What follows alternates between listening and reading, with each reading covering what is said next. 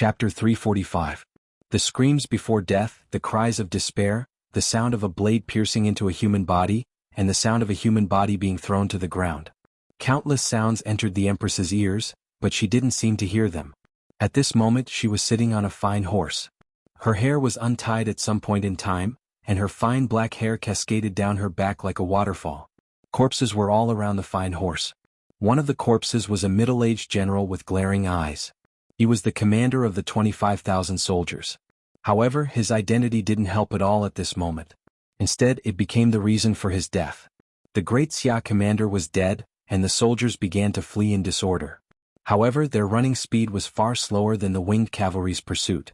When they realized that no one could escape death in front of them and that no one would care about them if they fled to the sides, they quickly fled to the sides.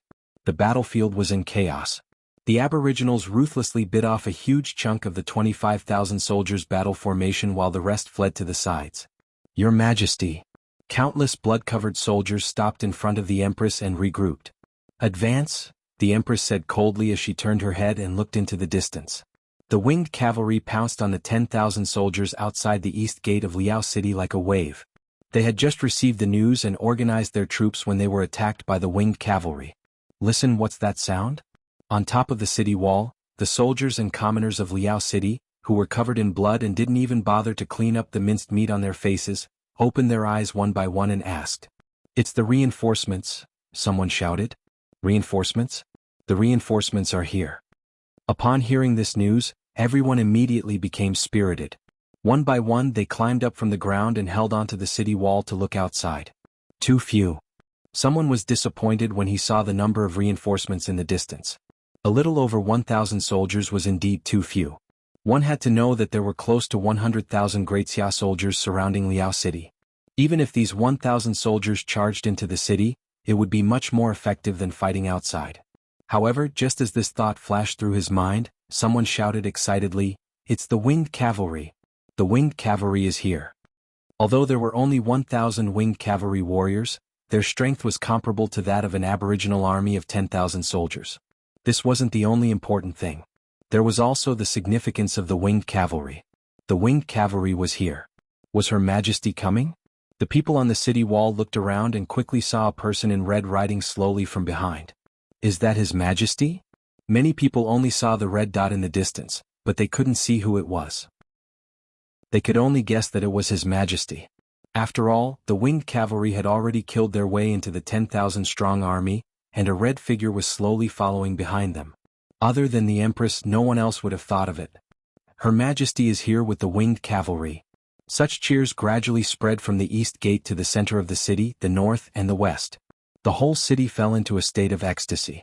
A general wearing leather armor quickly rushed to the east city wall and looked in that direction with a pair of binoculars in his hand. His face fell into an ecstatic expression. It's really His Majesty.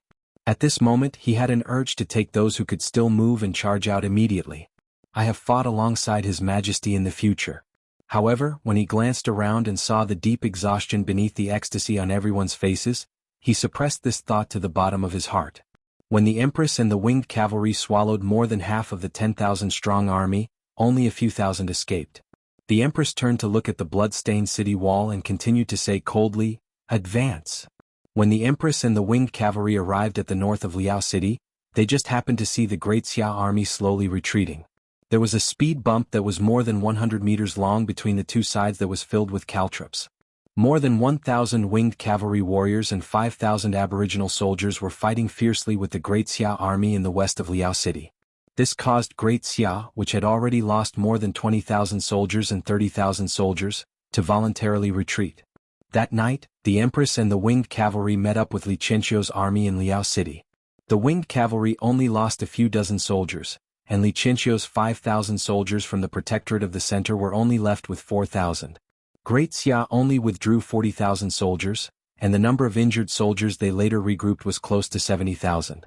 30,000 Great Xia soldiers died in battle. On the same day, the Great Xia army from Yuxing City continued to advance into the depths of Deiyou. 2 days later, 200,000 Great Xia reinforcements crossed Ziyue City and approached Liao City. At the same time as the Great Xia reinforcements, 5,000 soldiers from the Protectorate of the South set off in the direction of Lan City.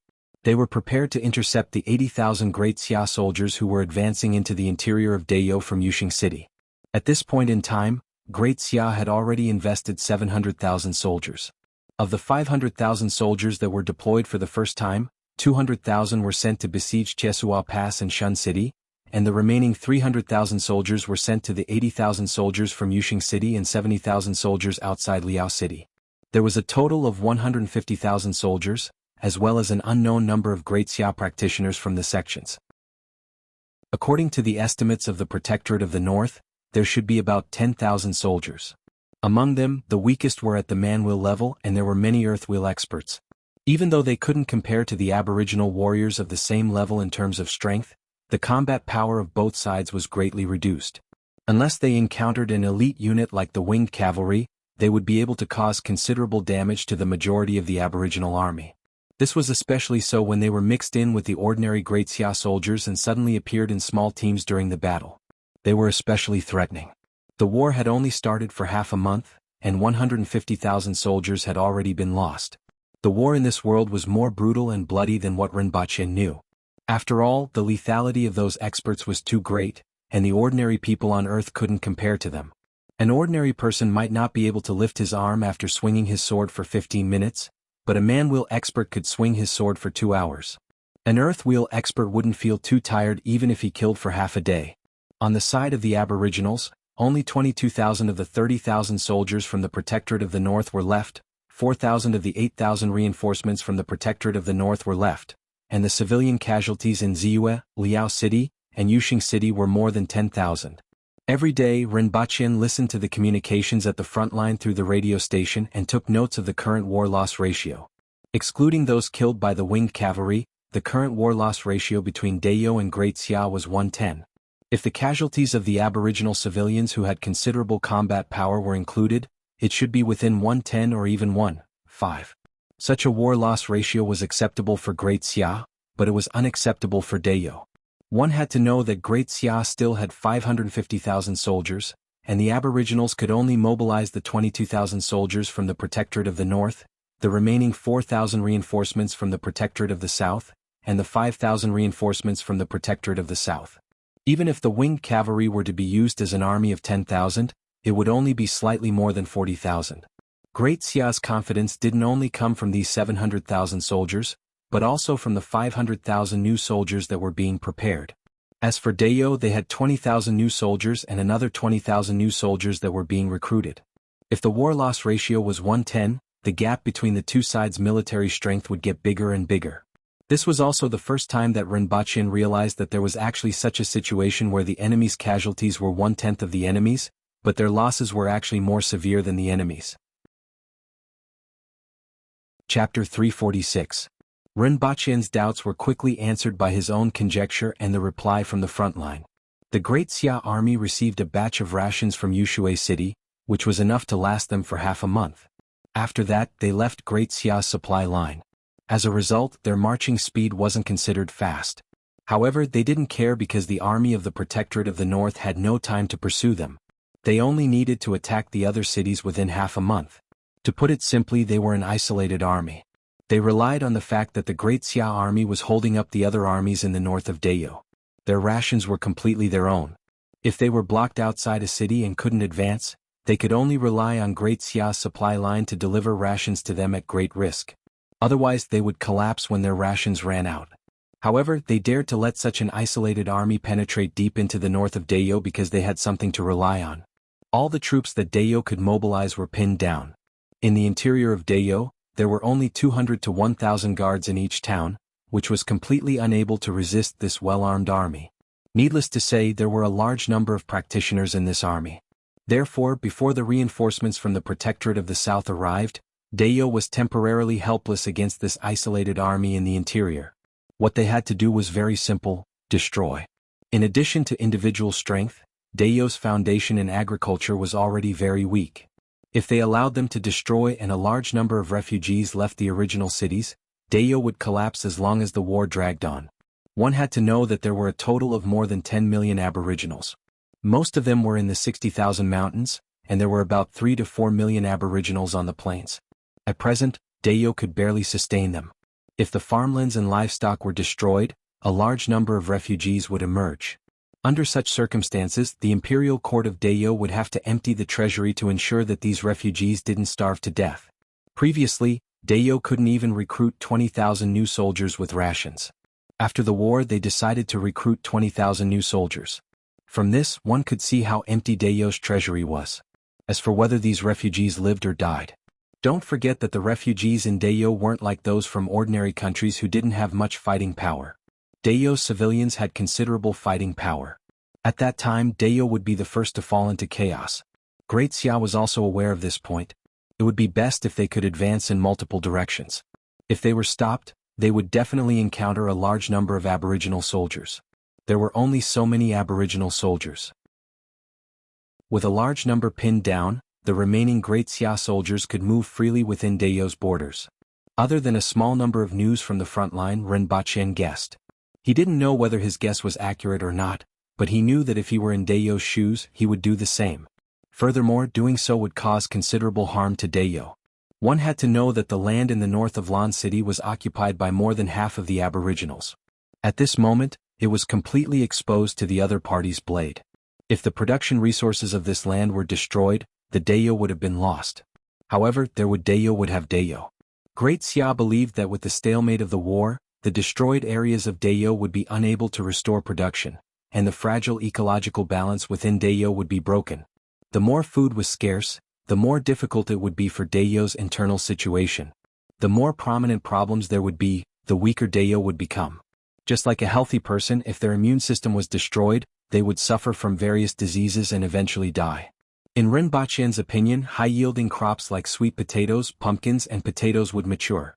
Even though they couldn't be used as food for the army, they could still ensure that the refugees wouldn't starve to death. As Dayo's combat potential was unearthed, Dayo would become stronger and stronger. Don't forget that Dayo recruited 20,000 soldiers. According to the ratio, Great Xia had to recruit 200,000 soldiers. The aboriginals could be considered soldiers. Over 10 million aboriginals could recruit millions of soldiers. Could Great Xia do the same? Even though Great Xia's population was 10 times that of Dayo's, their training was much slower than Dayo's.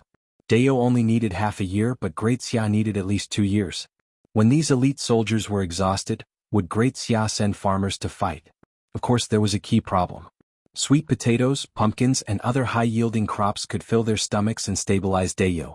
There were a few new crops that Great Xia didn't know about. Furthermore, Dayo's biggest trump card was Rinpoche. As long as there was enough ammunition and someone to stop the other party's experts, Rinpoche felt that he could defeat 10,000 soldiers alone. Rinpoche looked back at the ammunition boxes on the backs of a few forkhorn cows and continued to write and draw in his notebook. What he wrote was his analysis and conjecture of the current war. Rinpoche felt that, based on the current situation and his conjecture, if the war continued, Great Xia might cause considerable damage to Dayo, but it would be difficult for them to completely defeat Dayo. Unless Great Xia still had other trump cards that they hadn't used. As for whether his conjecture was correct or not, it would be clear just by looking at the movements of the Great Xia army in Yushing City. If the other party was really as he had imagined, then what they would do next was to disperse and sweep the wilderness. Then they would combine to attack the city and repeat the cycle. "What are you writing?" Lin Xiaola asked while swaying on the back of the fork-horned cow. She had been swaying and dozing off for 3 days, but she didn't fall. As for the reason, it was because she was completely tied to the back of the fork-horned cow by the ropes. Rinpoche didn't know how useful such a tightly tied expert would be during an attack. He assumed that she didn't need to slowly untie the ropes. Otherwise, by the time she untied the ropes, his bones would have already turned into ashes. "Some conjectures," Rinpoche said as he closed his notebook. "Oh." After hearing what he said, Lin Xiaola couldn't be bothered to ask further. "There are no more candies," Lin Xiaola said expectantly. "Don't look for me when you have a toothache." Rinpoche took out a pack of white rabbit creamy candies from the backpack on the fork-horned cow and threw it to Lin Xiaola. She immediately beamed with joy and squinted her eyes. The news spread very quickly. On the second day, there was news from the front lines that the Great Xia army that was attacking Yushing City had split up and were advancing in different directions. After hearing this news, Rinpoche immediately knew that the other party was probably as he had guessed. Thus, he explained his conjecture of Great Xia's attack strategy through the radio. "Sir Ren, what do you think is the possibility of this?" Hong Wu's weak voice came from the radio. After eliminating all the impossible reasons, there is only one truth. Ren Baqin adjusted his sunglasses. War isn't just about killing the enemy's strength. Destroying the enemy's economy and production is also an effective method. Furthermore, Great Xia doesn't only have these 80,000 soldiers. Don't forget that Great Xia still has 200,000 soldiers. It is entirely possible that a portion of them will converge with the Great Xia army outside Liao City while the other portion will continue to advance. Cough cough. Protector General Li, what do you think? Hong Wu asked. I think it's possible, Li Qianxiu said after remaining silent for a while. I also think it's possible, Hong Wu said softly. In Liao City, the Empress listened to the contents of the radio. She gently tapped the armrest of her chair with her fingers and asked faintly, What do you think? Hong Wu and Li Qianxiu frowned and thought hard. I have an idea, Ren Baqin immediately said. Speak. The Empress nodded even though Ren Baqin couldn't see her movements. In addition to the few cities that are currently embroiled in the flames of war, there are 16 other cities north of Lan City that are defended by 4,600 soldiers from the Protectorate of the Center. What if he mobilized these 4,600 soldiers? Given the current situation in each city, it will be very difficult for them to resist the attack of the Great Xia army. They can only delay for some time. Since this is the case, why don't we transfer these soldiers to one place? Instead, it will cause more trouble for them. Otherwise, even if 5,000 reinforcements from the Protectorate of the South arrive, it will be very difficult to stop over 80,000 Great Xia soldiers and those practitioners from the martial arts world. In that case, the area north of Lan City will be completely defenseless. The other party doesn't need to unite their troops and just needs to attack separately.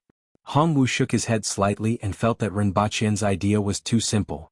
We can set up a militia regiment. In the past, the military was affected by ordnance and rations. Now the problem of ordnance has been solved. As for rations, during wartime, every aboriginal should contribute to defend their homeland. Furthermore, they can also receive a steel saber as a weapon. I believe that many people will be interested in it. At that time, the meritorious deeds during the war will be recorded and the rewards will be distributed after the war. Tell me in detail.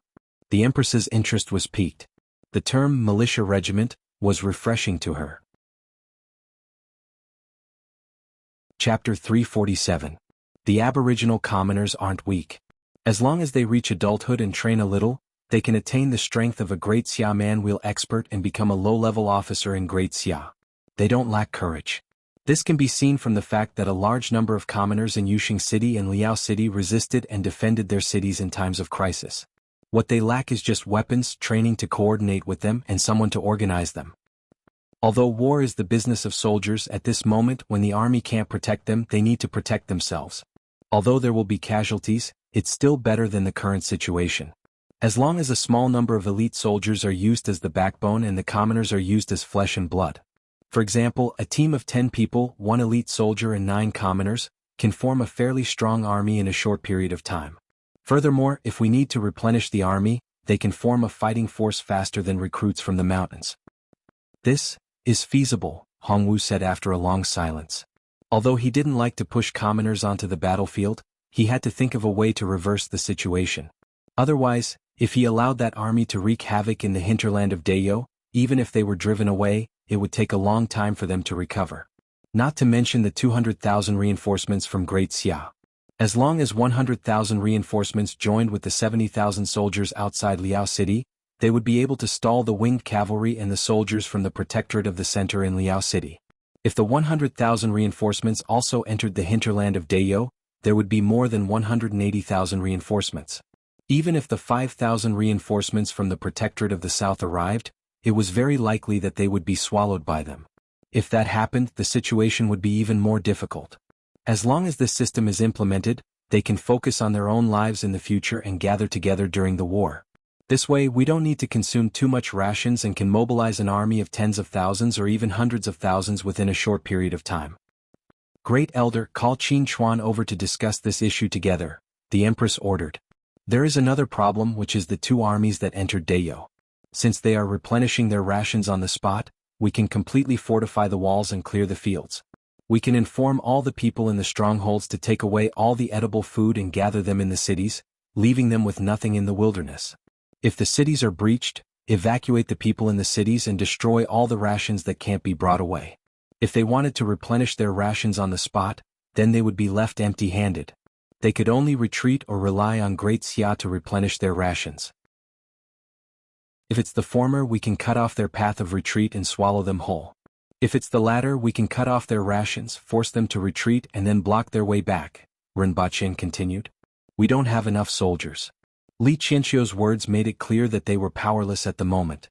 In the face of the aggressive Great Xia, Dayou fell into a passive position in a short period of time. If the 16 towns to the north of Lan City were to be implemented according to the method just now, we would be able to deploy at least 3,000 soldiers. Although more than half of the soldiers to the south of Lan City have been deployed, we should still be able to assemble 1,500 soldiers, right? Together with the 5,000 reinforcements from the Protectorate of the South, they would be able to make up a total of 9,500 soldiers. Furthermore, even though the Empress's winged cavalry seemed to be delayed in Liao City, they could be dispatched at any time. At that time, they would be able to take down one of the two armies. We have a radio station so we can communicate with each other at any time, but they can't. At the mention of the radio station, everyone felt a little more relaxed. This was currently their greatest advantage over Great Xia. Furthermore, why don't we change our method of battle? We have fewer people than them, and our 8,000 soldiers have the combat power of their 80,000 soldiers. In terms of flexibility, we are also much better than them. Furthermore, many of them were born in the mountains and are good at archery. We can circle around them and harass them with bows and arrows at all times. After a wave of attacks, we will retreat. Unless the enemy is cavalry, they won't be able to catch up to us.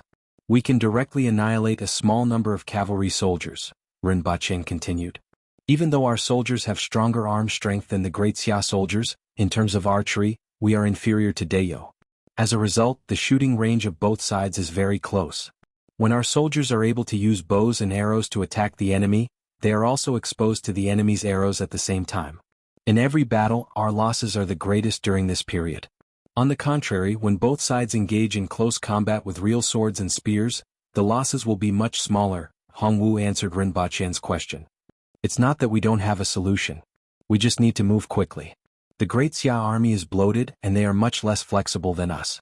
Rinpoche pondered for a while and thought about the army of Genghis Khan. Even though the aboriginals relied on their two legs, their running speed wasn't very fast. But when we reached the vicinity of the Great Xia army, they have already discovered us. Hongwu insisted on his own opinion on this matter. Rinpoche didn't refute him anymore. In this aspect, Hongwu knew more than him. It was better for him to stay at the front line for a period of time before deciding. Following which, everyone discussed the issue of strengthening the militia and clearing the fields for a long time. Rinpoche really wanted to name the militia the City Management Brigade. Just this name alone would provide a 30% increase in combat power. Unfortunately, the Empress's veto power directly rejected this idea. Although strengthening the defenses and clearing the fields was currently the right method, the people of Dayou felt a little heartache at the thought of destroying crops that hadn't even matured yet. After this battle, everyone in Dayou would probably have to tighten their bellies. Don't worry about the food. It will be fine as long as the sweet potatoes are ripe. Furthermore, Great Xia doesn't lack food, Rinpoche comforted everyone. As long as the current Great Xia army was crippled, the situation between the two sides would be reversed. Great Xia's land would be free to be used as they pleased. After the agreement was made over the radio, the Ministry of War immediately started to work on the militia. Large quantities of weapons that were originally intended to be used to equip the new recruits were transferred to the various towns in the north of Lan City. Shi Qing also ordered the various towns to gather the commoners in the nearby strongholds. Those that could be brought along would be brought along and those that couldn't be brought along would be destroyed. The entire north of Dayou was in motion. On the other hand, Rinpoche continued his journey northeast. After traveling for a day, he rested for the night in a stronghold. Sir, how's the situation now? Early in the morning, the chief looked at Rinpoche and the rest who were preparing to eat and asked.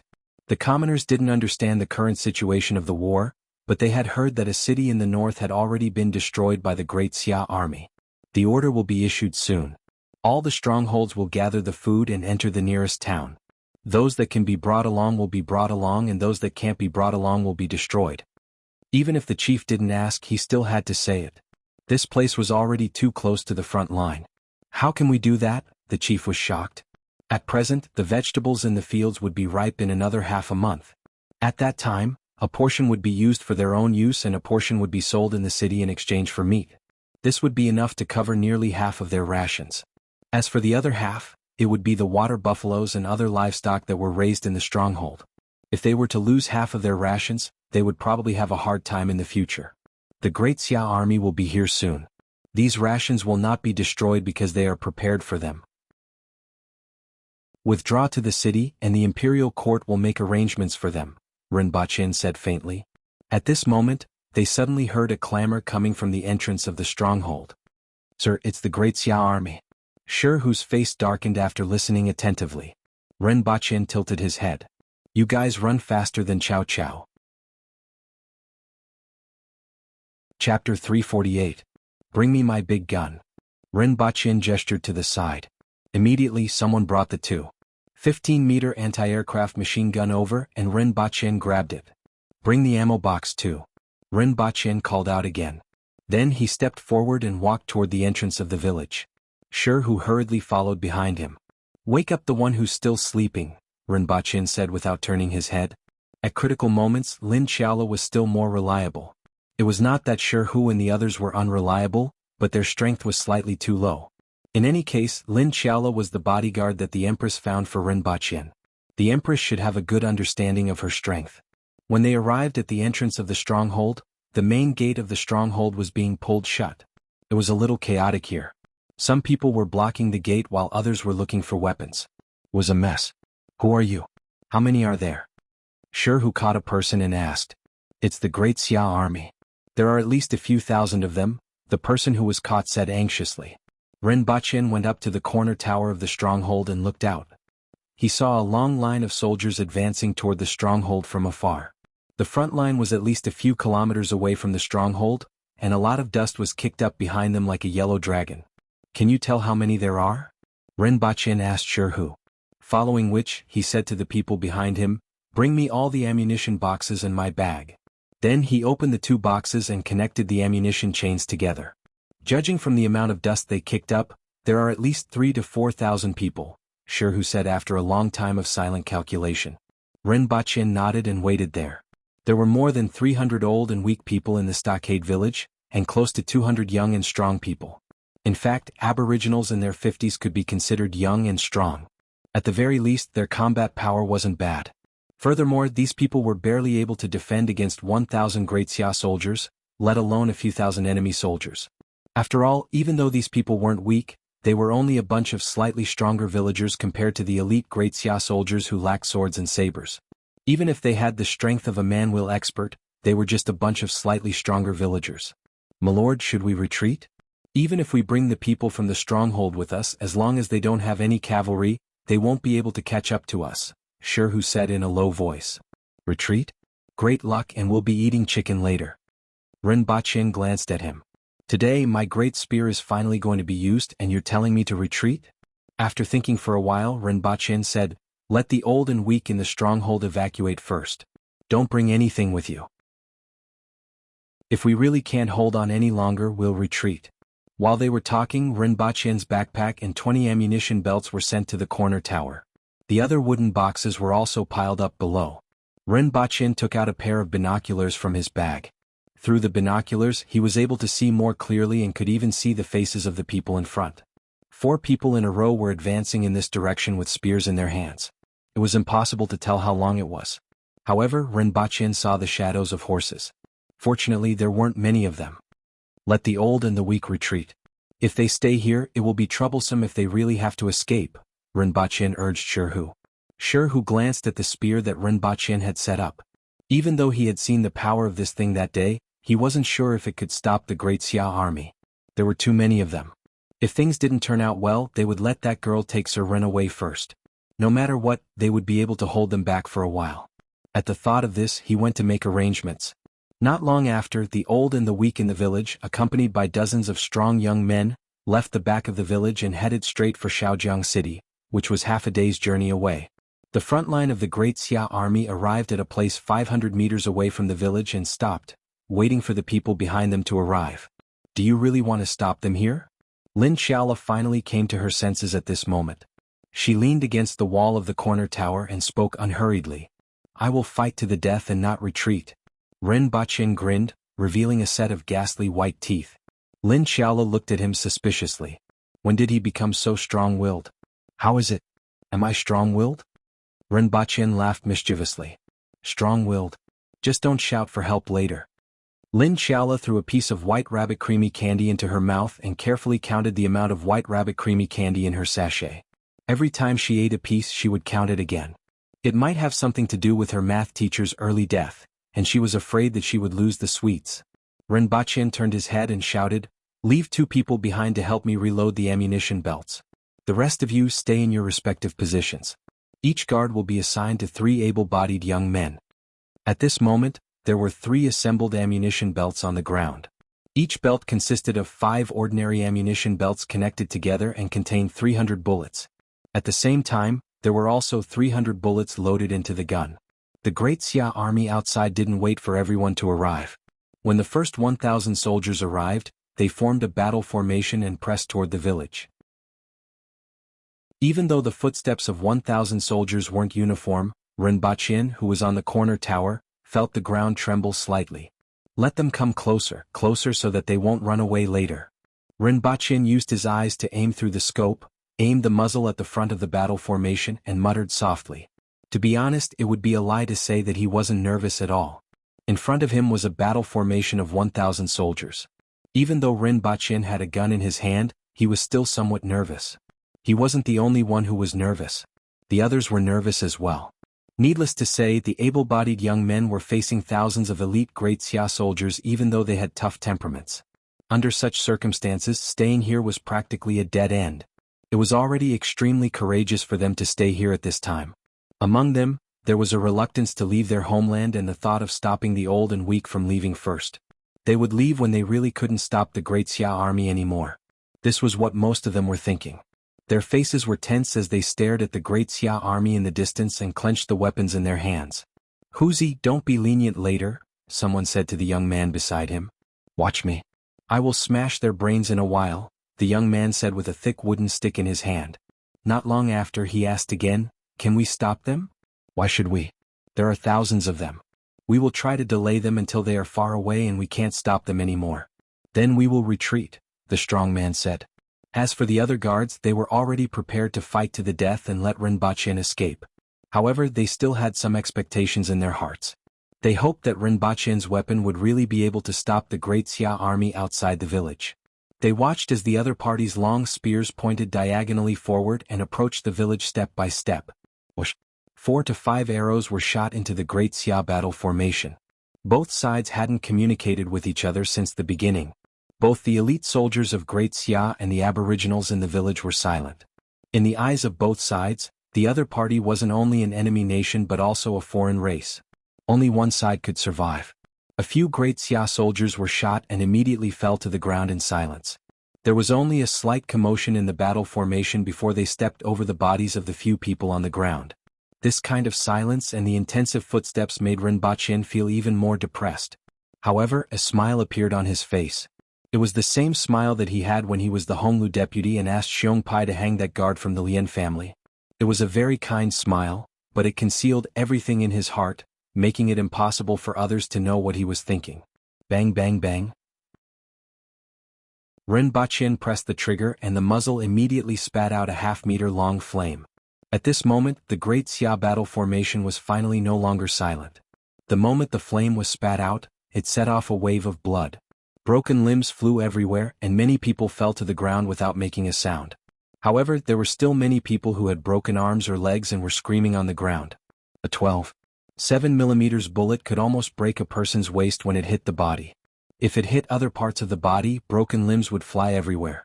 Furthermore, from Ren Baqin's angle, if the first shot hit the chest of the person in front, the bullet would make a big hole in his chest and even break the legs of the person behind him. From the scope, he could clearly see that the flesh and blood of the Great Xia soldiers were splattered everywhere. Like wheat being reaped, they fell in rows with miserable screams. Fragments of internal organs spurted out from the wounds and scattered everywhere. Most people didn't know what had happened before they realized that a piece of their body was missing. Chapter 349. Bang bang bang bang. A series of machine gun sounds resounded above the stronghold. This was the first time that this kind of weapon, which was very unfamiliar to this world, had brought about a result that made people shudder. Click click. When the combination ammunition chain was emptied, Rinpoche threw it directly below the corner tower and said, "Reload." His hand didn't stop pressing the other combination ammunition chain onto the gun. He aimed at the Great Xia soldiers who were at a loss after discovering that the people in front of them had fallen to the ground in pieces and pulled the trigger again. The captain of the Great Xia army looked at the people at the front of the line who had fallen into a pool of blood. He listened to the miserable howls of the Great Xia soldiers whose limbs were broken or who had a big hole in their abdomen. He originally thought that an aboriginal village would only cause a little trouble at most, even if it wasn't as easy as falling to a rock under the attack of 1,000 elite soldiers. That was what he was thinking a minute ago. He didn't expect that a corner tower in the stockade would suddenly spit out a tongue of flame, accompanied by a clear and strange sound. Then the soldiers in front of him fell down like straws. A quarter of the 200 elite soldiers were turned into a sea of blood and minced meat. This wave of attack was too sudden, and the method of attack was completely unfamiliar. Until now, he still didn't know what exactly the other party was using. Whether it was in terms of power or speed, it was much more powerful than an arrow. It was so powerful that it terrified him, and he couldn't help but reveal a panicked expression. If this went on, he was afraid that these 1,000 elite soldiers would all fall to the ground before they could even reach the walls of the stronghold. Although he shouted for a retreat, the Great Xia soldiers were too densely packed. Rinpoche's second ammunition chain was emptied, and another half of the soldiers fell to the ground. At this moment, half of the 1,000 Great Xia soldiers had already fallen to the ground. Reload. Rinpoche threw the ammunition chain below the corner tower without any expression on his face. At this moment, all his emotions had completely calmed down. His heart rate dropped from 160 to 70, and the bloody scene and the miserable howls outside the stronghold had been completely cast out of his mind. There was a saying that went, after watching all the action movies in the world, one would naturally have no code in his heart. Rinpoche did the opposite. After seeing so much blood, he would naturally have a code in his heart. Rinpoche felt that this was his realm. The loneliness of being an expert arose spontaneously. Who was the one who shouted for a retreat just now? Was it that person with a green feather on his hat? He was dressed like a military officer. As Rinpoche thought about it, he aimed and pulled the trigger. The Great Xia captain's body seemed to have been electrocuted. He magically twisted his body and actually dodged the bullet. Rinpoche's eyes widened. Your waist is as thick as a water bucket, yet you can twist your waist like a water snake? As expected of an expert. Da-da-da. Several large holes immediately appeared on the bodies of the two soldiers beside the captain. Rinpoche simply swept the muzzle of his gun horizontally and finally turned that Great Xia officer into a pile of mosaic. Rinpoche then turned the muzzle to the Great Xia soldiers who were fleeing in all directions. It was a bit of a waste just now. 600 bullets killed or maimed 500 people. Given the density of the Great Xia army, a considerable number of them killed or maimed 2 people at a time. Based on this calculation, the hit rate was at most 50%. What's more, this was when the enemy was so densely packed. This time Rinpoche slowed down a lot. The almost non-stop gunshots were reduced to 2 or 3 short gunshots. Those guards watched as Great Xia's battle formation closed in. They watched as the strange weapon emitted a sound and the Great Xia battle formation was set off in a rain of blood. They watched as the Great Xia soldiers fell in rows and the Great Xia army, which originally had an imposing aura, scattered in confusion. Everyone was dumbfounded. They looked at the Great Xia army and then looked at the flaming tongues from the other corner tower. They looked as if they were looking at a god. All the nervousness and apprehension from before had completely disappeared. Rinpoche stopped pulling the trigger. About 100 people ran away from the enemy with 4 ammunition belts. In the end, some of them even evolved to run in an S-shaped pattern, which made Rinpoche exclaim in admiration. He had brought a total of 5,000 rounds of ammunition. This kind of bullet was too heavy. One bullet weighed 131 grams, which was a little more than 2.5 ounces. 4 of these bullets weighed about half a kilogram. Including the box, he could only bring more than 2,000 rounds at a time. After firing these 4 ammunition belts, there were less than 4,000 rounds left. It was better to use them sparingly.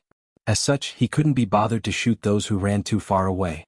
Even though the effective range of this gun was more than 1,000 meters, Rinpoche was very confident in his marksmanship. It wasn't worth it to waste too many bullets on those few people.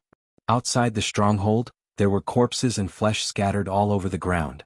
The area closest to the stronghold was the most concentrated, and the further away it was, the more scattered it was. How lonely it is to be invincible. How empty it is to be invincible. Standing alone at the peak, the cold wind blows continuously. My loneliness. Who can understand me? Rinpoche hummed a tune as he picked up the binoculars and looked at the Great Xia army that was 1 kilometer away. He saw a few people standing in front of the Great Xia army and looking in his direction.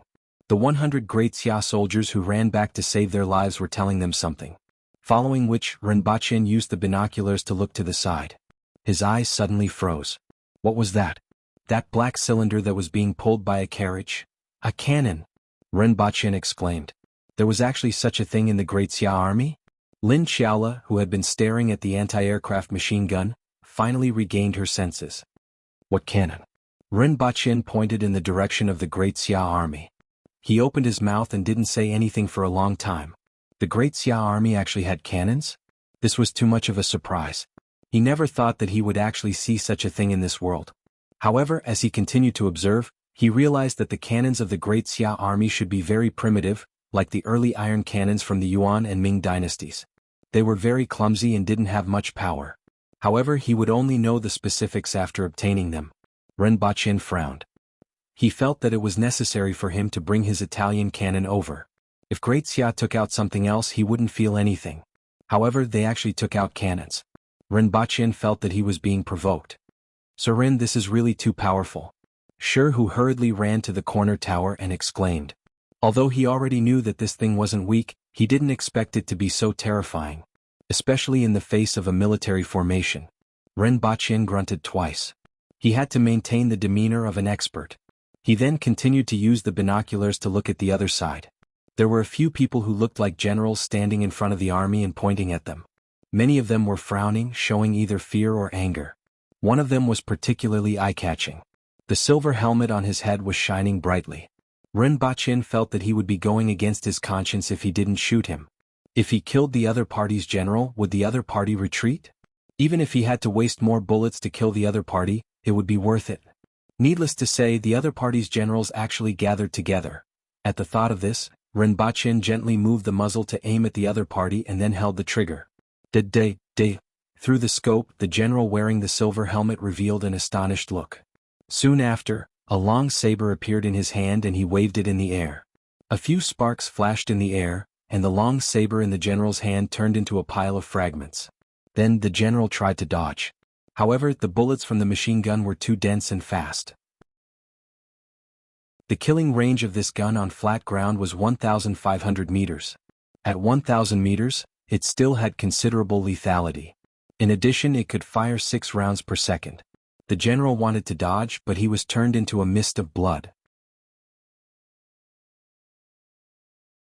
Chapter 350. In a short period of time, Rinpoche poured out a chain of bullets at the enemy, turning many of the Great Xia generals who were overlooking into the distance into a pile of mosaics. Previously, when Rinpoche was more than 700 meters away, he didn't fire again and let the 100 Great Xia soldiers run back. Everyone thought that Rinpoche's shooting range was limited to this. After all, with the strength of the soldiers in this world, even if the Great Xia soldiers were much stronger than the soldiers on Earth, they could only shoot at a distance of 300 to 400 steps with a longbow. Crossbow bolts only had a shooting range of about 100 steps, and the giant ballistae that guarded the city had a shooting range of 800 to 1,000 steps.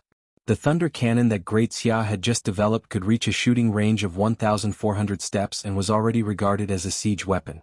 The weapon in Rinpoche's hands was so powerful that it was far better than a crossbow, and its attack speed was unbelievable. A shooting range of 1,400 steps was already extremely shocking. Many of the Great Xia generals were observing from a distance of 1 kilometer, which was 2,000 steps away. They were thinking about how to break into the stronghold, snatch the weapons from the enemy's hands, and send them back to the imperial court. However, they were all wiped out by Rinpoche. The Great Xia army was in a state of chaos, especially the guards. In Great Xia, if the generals died and the guards were fine, the guards would be executed. Therefore, as long as the general died, the guards would definitely be killed. The guards were usually treated much better than ordinary soldiers, but they were bound together by the general's rise and fall. As a result, they were usually extremely loyal. Even if they died, the general would still take care of their family members and provide financial compensation. However, if the general died, the guards wouldn't be able to live either. At this moment, the captain and a few captains were wiped out, and the guards were all stunned. Following which, they bellowed that they wanted to avenge the captain. The chaos spread from the front to the back of the army. Rinpoche used his binoculars to see that the enemy's army was in chaos. First, some people shouted something, and then nearly 1/3 of the army rushed toward the stronghold. Even the cannons that were being driven by the carriages were brought up by them. The others were at a loss and didn't know what to do. Very brave. Rinpoche was in awe. It was better for such a brave enemy to die. However, he didn't know that by wiping out those people just now, he had killed many of them. This great Xia army was actually a regiment with a total of 4,600 soldiers and 5 battalions. According to military strength, it was equivalent to a military headquarters. Among them, from the highest-ranking commandant to the commandant of each battalion, there were at least a few hundred bodyguards. In addition to those who had been incited, there were more than 1,000 people rushing over. Rinpoche unhurriedly used the scope to take aim at the people one by one. On the battlefield, some of the people who were running around suddenly lost a section of their body or broke into two. Then they bounced up some dust on the ground near them. Such a scene was terrifying, but it also made them even crazier. However, their craziness was only rewarded with faster shooting by Rinpoche. Occasionally there were a few soldiers who slipped through the net, but he didn't bother about them. There were so many guards around, and 50 earthwheel level guards were enough to kill these great Xia soldiers. Therefore, after killing and shooting half of the great Xia soldiers, he no longer paid any attention to them. He gave an order to the guards beside him, and the guards in the stronghold jumped down from the wall, drew their steel swords and faced the heroic great Xia soldiers. Battle cries immediately rang out from the surroundings. Some of the villagers in the stronghold were envious. They simply picked up their clubs and rushed out. Halfway through, they threw their clubs away and went to the ground to pick up their weapons. They carried a bundle of spears that were scattered on the ground back to the stronghold. When they returned, they would look for a blacksmith to smelt the spear tips and forge them into long swords. All of them were smiling like sunflowers. He only used the scope to look at the desperate soldiers who were stuffing explosives into the cannons. After seeing them stuffing a stone shell into the cannon, Rinpoche opened fire and killed those soldiers. He didn't need them to light the fire as he could do it himself. Rinpoche fired a machine gun at those great Xia soldiers who didn't know whether to advance or retreat. This was much more effective than serving tea and seeing them off. The battle outside the stronghold was also coming to an end. Jianghu and the other guards were covered in blood. They kicked the corpses that were blocking their way to the side, hugged their arms, and looked at the fleeing great Xia soldiers with a heroic look on their faces. Rinpoche left the spear there and asked someone to call Jianghu back to look at his precious spear. He then brought Lin Xiaola and a few guards to check on the two cannons. By the time he reached the place where he had fallen, the great Xia soldiers were already nowhere to be seen. "Sir, do you know what this is?" a few guards asked curiously when they saw Rinpoche hurriedly looking at the iron pipe. "Cannons?" Rinpoche replied casually and examined it carefully. The cannon looked a little ugly. It had a flared mouth at the front and a rather thick belly at the back. Rinpoche didn't know the purpose of this design. It was about 1.6 meters long, completely made of iron, and had a dark body. It was estimated to weigh more than 500 kilograms. Without weighing it, Rinpoche didn't know the specifics. He took out the stone shell and found that it had a diameter of about 110 millimeters. After stuffing the stone shell back into the cannon, Rinpoche found a direction. He held a pair of binoculars in one hand and ignited the cannon with the other. He was ready to see how far this cannon could shoot. Boom! The body of the cannon shook violently. Even the cannon and its wheels were pushed back by the recoil. The air was filled with the smell of gunpowder. However, the smell of gunpowder wasn't quite the same as when Rinpoche fired the gun. There was actually a little peach smell which made Rinpoche feel a little baffled. Only God knew what the great Xia people added to the gunpowder. Go find out where the shell was shot to. If you can find any traces, that will do.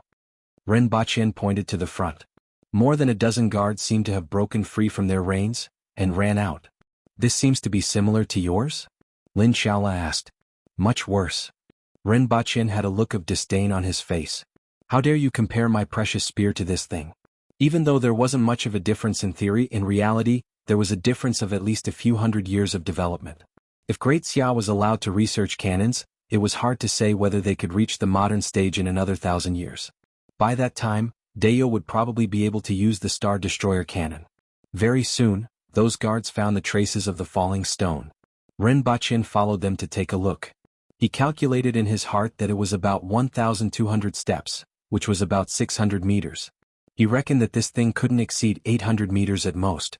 Even though it wasn't much in Ren Baqin's eyes, it was already considered pretty good in this era. After all, the catapult had a range of about 400 steps, which was equivalent to 200 meters. Furthermore, the catapult was clumsier and required more manpower when it was used. This thing only needed a few people. Even though the power of this thing wasn't very great and it was impossible to use it to destroy a fortified city, it was extremely easy to use it to attack a stronghold in the wilderness. That kind of stronghold with wooden fences was completely unable to block this kind of stone shell. Furthermore, the stone shell had already been invented. Presumably, Great Xia would soon discover that the iron shell was more powerful. Perhaps Great Xia had already discovered it, but for some reason they hadn't used it yet. By the time Ren Baqin got the guards to bring the two cannons back to the stronghold, the other weapons had already been collected by the villagers. Sir. The villagers held a few long sabers in both hands and gave them to Ren Baqin. This isn't bad.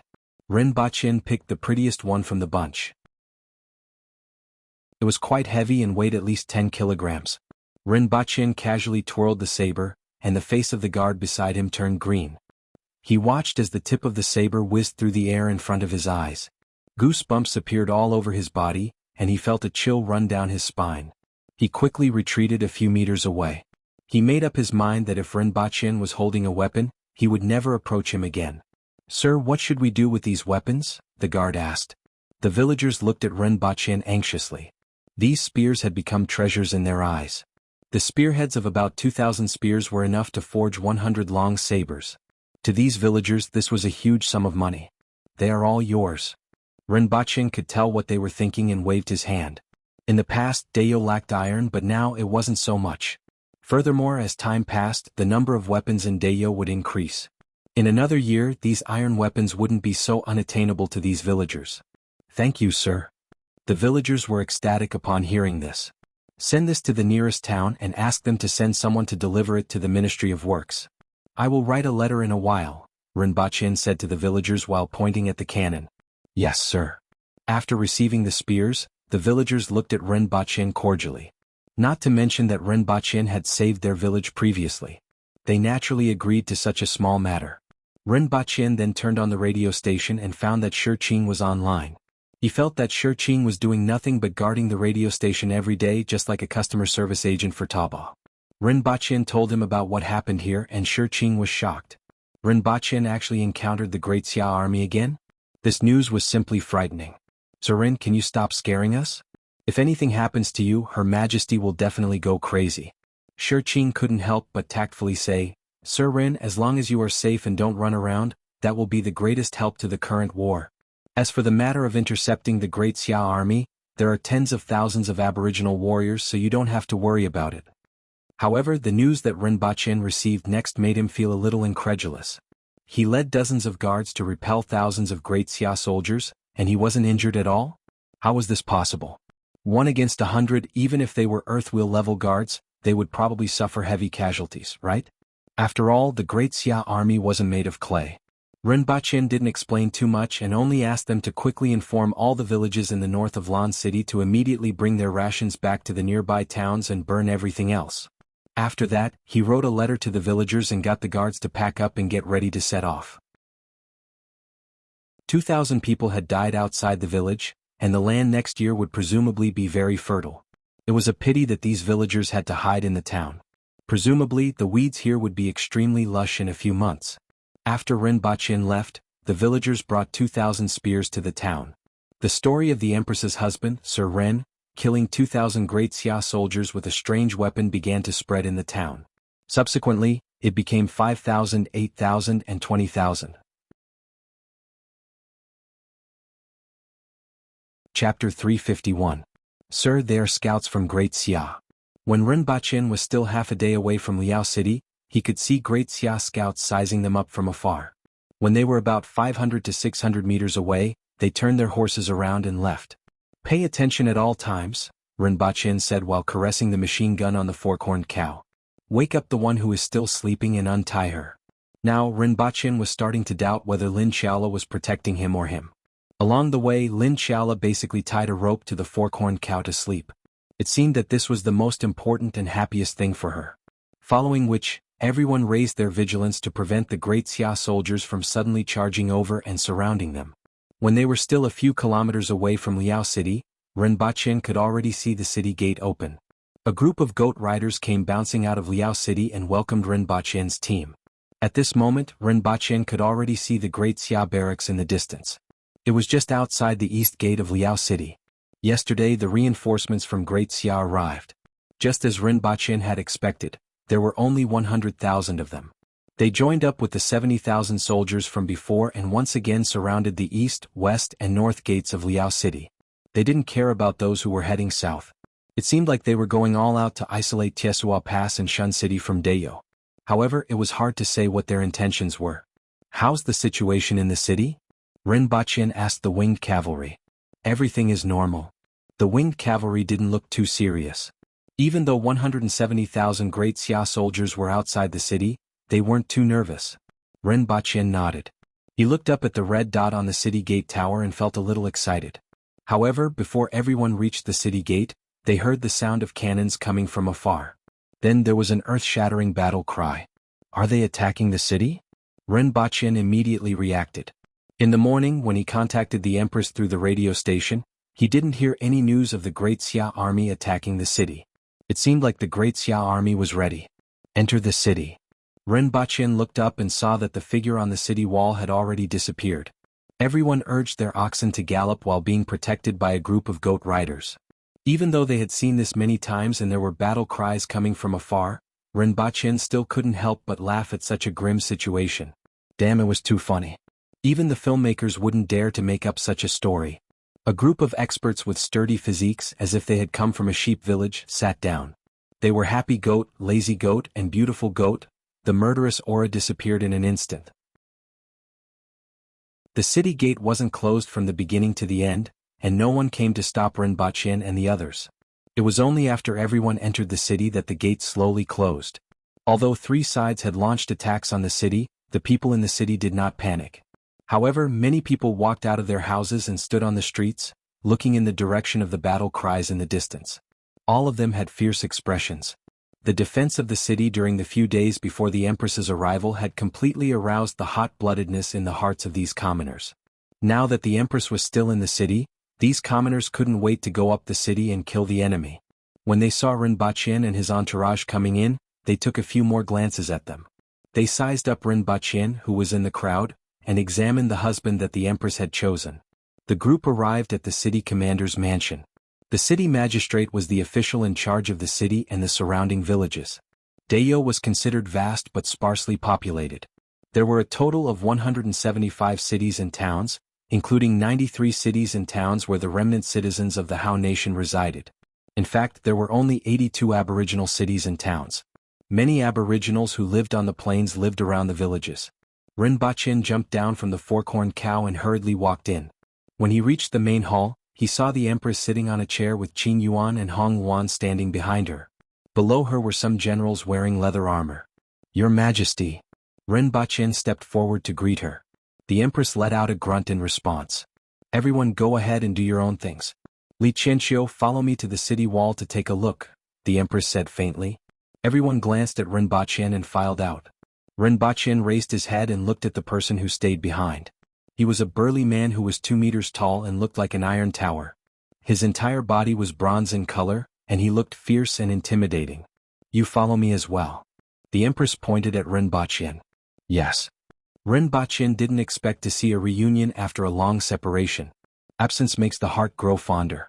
After greeting her, he followed the Empress up the city wall. "Principal Rin." Li Qianqiu grinned at Rinpoche, revealing a sinister smile that made people feel that it was more threatening than kind.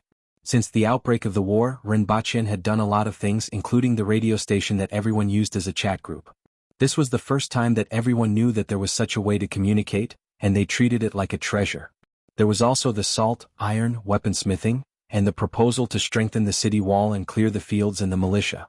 Rinpoche's importance in the hearts of the court officials had risen sharply. Li Qianqiu showed kindness to him as soon as they met. Greetings, Sir Li. Rinpoche cupped his hands and smiled. Before they reached the city wall, they heard a whistling sound in the air, followed by the loud sound of a heavy object smashing against the city wall. Looking out from the top of the city wall, they saw a few catapults 200 meters away. There were 2 wooden planks on both sides of the catapults to block arrows. Rows of soldiers were carrying huge stones and loading them onto the catapults. From time to time, a few bone arrows would be shot over and someone would groan and fall to the ground.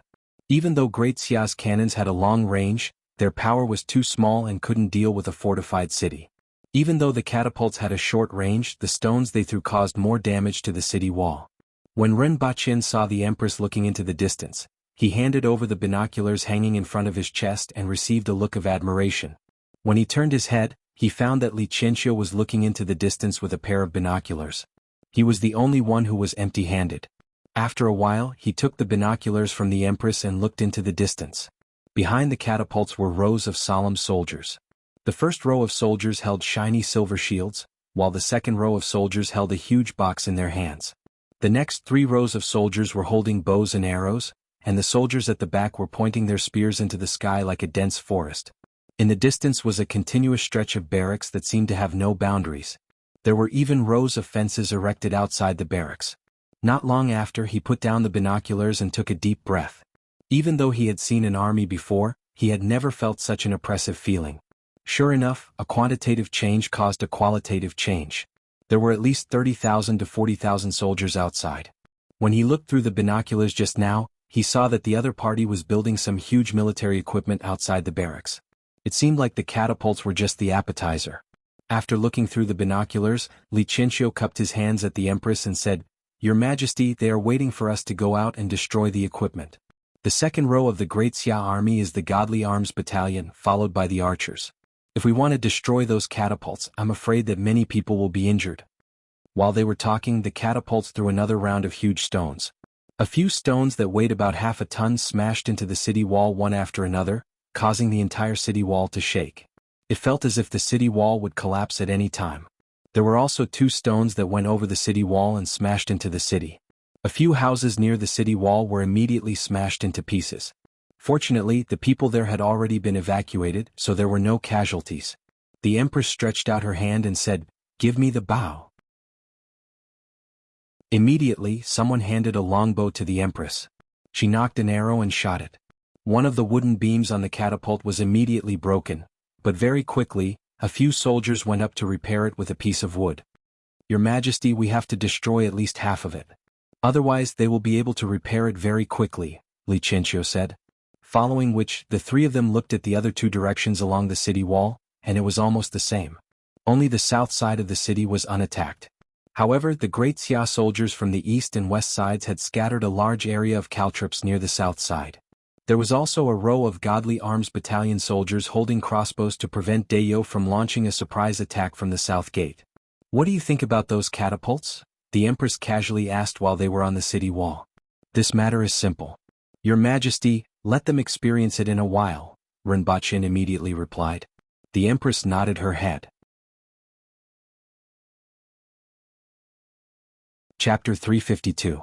Please wait a moment, Your Majesty. After descending the city wall, Rinpoche slipped into the city commander's residence and stroked his spear. Then he carried another box out of the city commander's residence and asked the guards to help him carry it back to the vicinity of the city wall. The Empress and Li Qianqiu were waiting under the protection of a group of winged cavalry warriors. When they saw the guards carrying the box behind Rinpoche, they began to guess what was inside. Rinpoche asked the guard to open the box, revealing rows of black tubes.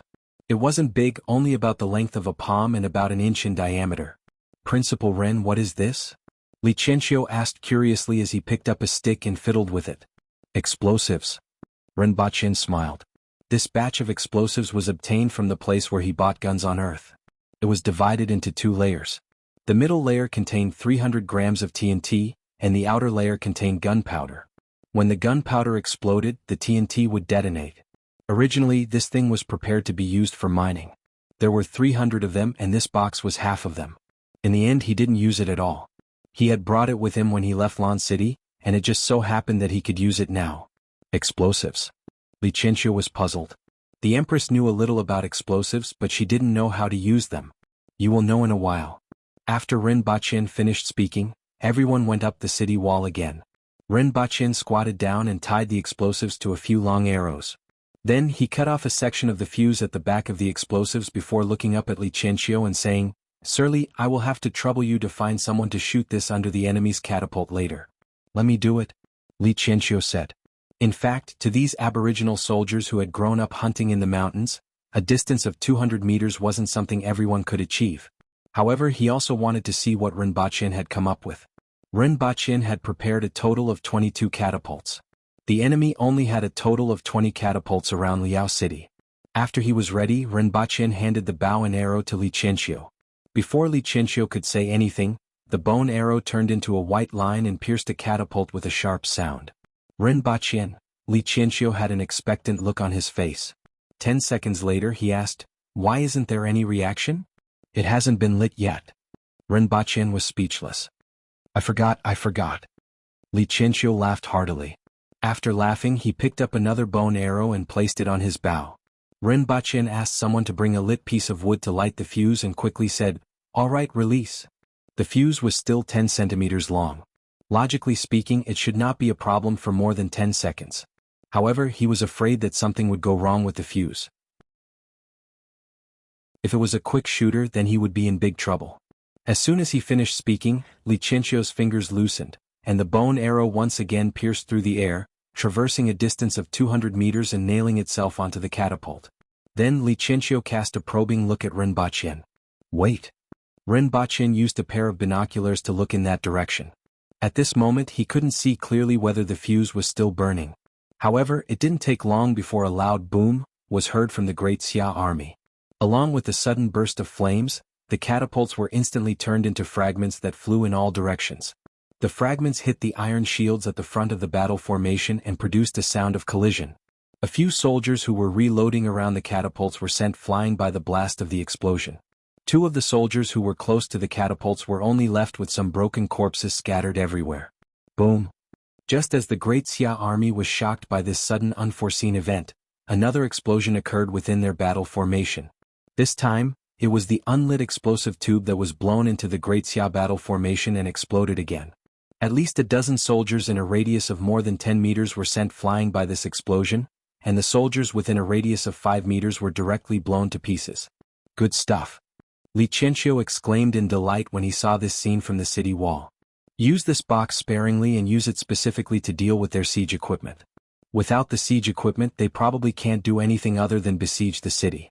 If we continue to waste time here, they will need to consume a large amount of food, Ren Baqin exhorted. He was afraid that Li Qianqiu would squander it as he pleased. With this thing, no matter how many people they send, they can only watch from below. Li Qianqiu laughed heartily and patted Ren Baqin's shoulder. Subsequently, he instructed a few guards to use the bone arrows according to the method just now. After witnessing the explosion within the Great Xia battle formation, these guards were very careful and immediately shot out the bone arrows as soon as they were lit. They were afraid that the arrows would explode in their hands. Every 1 or 2 minutes, they could see a burst of fire in front of the Great Xia battle formation and the sound of an explosion. In just a short while, the 6 catapults in the east of Lan City were turned into a pile of broken wood. Following which, a few explosions could be heard from the north of the city, followed by the east. In just a short while, all the catapults of the Great Xia army had been turned into broken wood along with hundreds of soldiers who were either killed by the explosives or injured by the broken wood. Look after this thing and take good care of it. If anything goes wrong, I will hold you responsible, Li Qianqiu said sternly to the guards behind him. Don't worry, Protector General. Don't let it come into contact with an open flame or bump into it. You must store it carefully. Place it in a cool and dry place and remember not to come into contact with fire. Ren Baqin exhorted repeatedly. Earthlings knew the danger of this thing and that it couldn't come into contact with fire, but he was still a little worried about the people of Dayo. If these things exploded, he estimated that a quarter of Liao City would be destroyed. Sir, don't worry. The guards behind him cupped their hands. With these catapults destroyed, Great Xia probably wouldn't launch another attack today. Li Qianqiu continued to stay on the city wall to inspect while Ren Baqin followed the Empress back to the city commander's residence. On the way back, Ren Baqin opened his eyes wide and spoke nonsense. Her Majesty has lost some weight. The Empress wasn't an ordinary person, so her body naturally wouldn't become fat or skinny just because she ate more or less. The Empress, on the other hand, was very pleased and lightly glanced at him. The guards behind him looked up at the sky and pretended that they didn't hear anything. In the north of Liao City, in a large tent behind the tens of thousands of soldiers, a general with hair and beard was standing in front of a table, looking at the map on it. From time to time he would make gestures on it. Great General. A middle-aged man who looked like a scholar came in from outside the tent and cupped his hands. In the tent was the commander of the 700,000-strong army, the champion general, Marquis Wuxia Jinling. His reputation among the people of Great Xia was far inferior to that of Hongwu and Deyo. This was also because Great Xia hadn't made any progress in the south for 70 years. In fact, his reputation in the imperial court was extremely high, and he could be said to be one of the top 3 in the army. In just a few decades, Wuxia had risen from a commoner to a rank 3 great general. From this, one could see a thing or two about Wuxia's status. He had been stationed at the border for more than 20 years and had prepared for more than 20 years. Even in his dreams he had been thinking about how to attack Deyo. Now he could finally achieve his lifelong wish. The current situation of the war was also in line with his expectations. Next, it would depend on who was better. "How's Lu Pinghai's injury?" Wu Shengho asked without raising his head. "Great General, Lu Pinghai's injury has already recovered by half. He should be fine in another month." The scholar cupped his hands. "There's still time," Wu Shengho said softly. "Li Yuanzhu has sent a letter." "She still doesn't agree," the scholar continued. "As expected." Wu Shengho wasn't surprised. "Have you found Lu Zijian?" "There's no news yet," the scholar continued. The whereabouts of the second most powerful expert in the world, Lu Zijian, had always been unpredictable. As for the world's most powerful expert, Lin Xian, there had been no trace of her for several years. Many people suspected that she was no longer in this world, or that she had broken through the legendary boundary. "Do you think that Qi Zixiao will leave Liao City?" Wu Shengho asked casually. "Absolutely not. If she leaves Liao City, she will be abandoning the tens of thousands of soldiers and civilians in Liao City. Qi Zixiao will never do such a thing. Unless it's a matter of life and death, she won't leave if she drags on like this," the scholar said decisively. Wu Shengho nodded. It was exactly what he thought. By the time she wanted to leave, it would already be too late. Wu Shengho moved his finger from one point to another on the map. Finally he pressed his finger on one of the points. That was where his target was. Not only was it the only way to Lan City and the Protectorate of the North, but it was also the only way to return to the Protectorate of the Northeast. As long as he occupied this place, even if Qi Zixiao could escape, she would lose a large piece of fertile land in the north. "Is there any news from the Yun nation?" "They are still quarreling in the imperial court," the scholar replied softly. "Have they forgotten that they were almost wiped out by those barbarians?"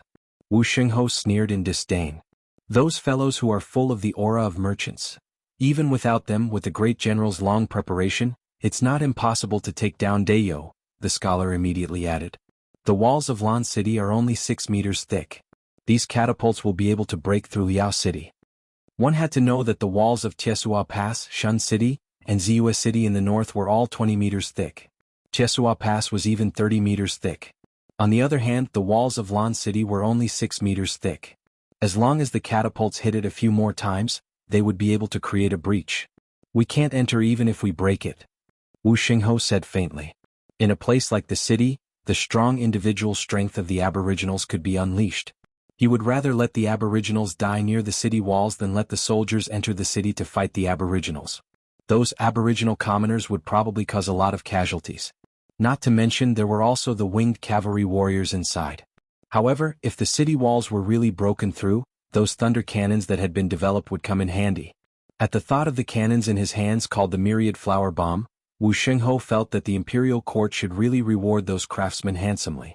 Just as the two of them were chatting, they heard a few loud sounds that were different from the sound of huge rocks smashing on the city walls. Which bastard used the thunder cannons?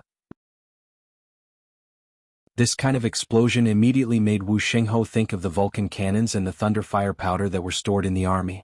Then Wu Shengho rejected this idea. Without his order, who would dare to use the thunder cannons? Just as he walked out of the big tent, he heard another loud sound in front of the battle formation. Boom! Wu Shengho frowned. What exactly was going on? This was clearly the sound of the thunder cannons being fired. However, the sound was much louder when it reached here. Before he could figure it out, there were a few more loud sounds in front of him. "Someone go and see what's going on," Wu Shengho said in a deep voice. After a quarter of an hour, a general wearing iron armor came back. He knelt on one knee and said, "Great General, I don't know why, but a fireball suddenly appeared out of nowhere at the catapult. It was very powerful and completely destroyed the catapult." After another quarter of an hour, there were also urgent reports from the east and west. The catapults in those two directions had also been destroyed.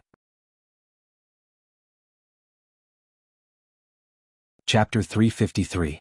"When are you going back?" the Empress asked Rinpochen as soon as she sat down in the same courtyard. "I'll go back tonight," Rinpochen replied without hesitation. "Bring me wine, popcorn, candy, chocolate, television dramas." The Empress counted with her fingers. Rinpochen was stunned. "Your Majesty, we're at war now, can you be more serious?" The metal chain rose from Rinpochen's head and twisted. Just as it formed an S shape, the figure of the Empress, who was beside Rinpochen, suddenly moved. The metal chain quickly retracted, but the Empress grabbed the top of it and pulled it out. "What's this?" "Eh? Your Majesty, be gentle, be gentle. Don't break it. Otherwise you will." Rinpochen suddenly felt that something wasn't right halfway through his sentence. He quickly swallowed the words he was about to say and burped in a hurry. "What will I do?" the Empress asked doubtfully. "Or I will be out of luck," Rinpochen quickly said. Then he quickly explained the origin of the metal chain. "It can actually be like this." The Empress was surprised after hearing it. But very quickly, with a playful look on her face, she pulled out the metal chain on top of Rinpochen's head a little, and then a little more. After pulling out 7 to 8 meters of the metal chain, Rinpochen felt an indescribable pain in his head, causing him to hurriedly scream, "Ouch, ouch," and move closer to the Empress. "So it's this long." The Empress saw the limit. She let go and the metal chain retracted into Rinpochen's head at lightning speed. She then patted his head. "Your Majesty." Rinpochen wanted to cry but had no tears. What happened to the heaven-grade weapon? What happened to the binding? Why did he suddenly feel as if he was tied to a dog leash just now? "Your Majesty, is there any problem with the food in the city?" Rinpochen asked. The Empress frowned and replied, "It can last for another month." "So little?" Rinpochen was a little surprised. He thought that the food stored in the city was enough to last for a year and a half. "It's already a lot." The Empress felt that Rinpochen's reaction was a little strange. "My people mainly eat meat, so there naturally isn't much food in the city. If it wasn't for the fact that after Ziyue City was breached, the soldiers and commoners had persuaded all the villages along the way to bring their livestock here when they retreated, there wouldn't have been so much food. However, I only managed to last for so long because I reduced my consumption," the Empress said faintly. "What about the food in Tiesua Pass and Shun City?" Rinpochen immediately thought of this problem. "Half of the space in Tiesua Pass is used to store livestock. It can last longer than here but not by much," the Empress said. "Looks like this war can't last for too long. Now that the North has fortified its defenses and cleared out the wilderness, the food and livestock have been greatly reduced. If this continues for too long, I'm afraid it won't be able to hold on," Rinpochen said as he thought about it. "We just need to defeat them within a month." The Water Empress said matter-of-factly. "What should we do?" Rinpochen was shocked. It seemed like the Empress had her own ideas. "Before you came I was still thinking, Rinpochen. You're here. Now it's you who wants to, Rinpochen. Shall we think of a way to burn Great Xia's rations?" Rinpochen immediately had this idea. "I don't need too much rations. It's fine as long as you have less rations." Great Xia had 170,000 soldiers here, and they needed a lot of rations. The supply line was long and it was impossible to get supplies every day. As long as the rations of the Great Xia army were burned, they wouldn't be able to sit still. Of course, the protection of the rations of the Great Xia army was a top priority. It wouldn't be easy to achieve this. "All right," the Empress said straightforwardly. In addition to burning the rations, it was also necessary to intercept the rations.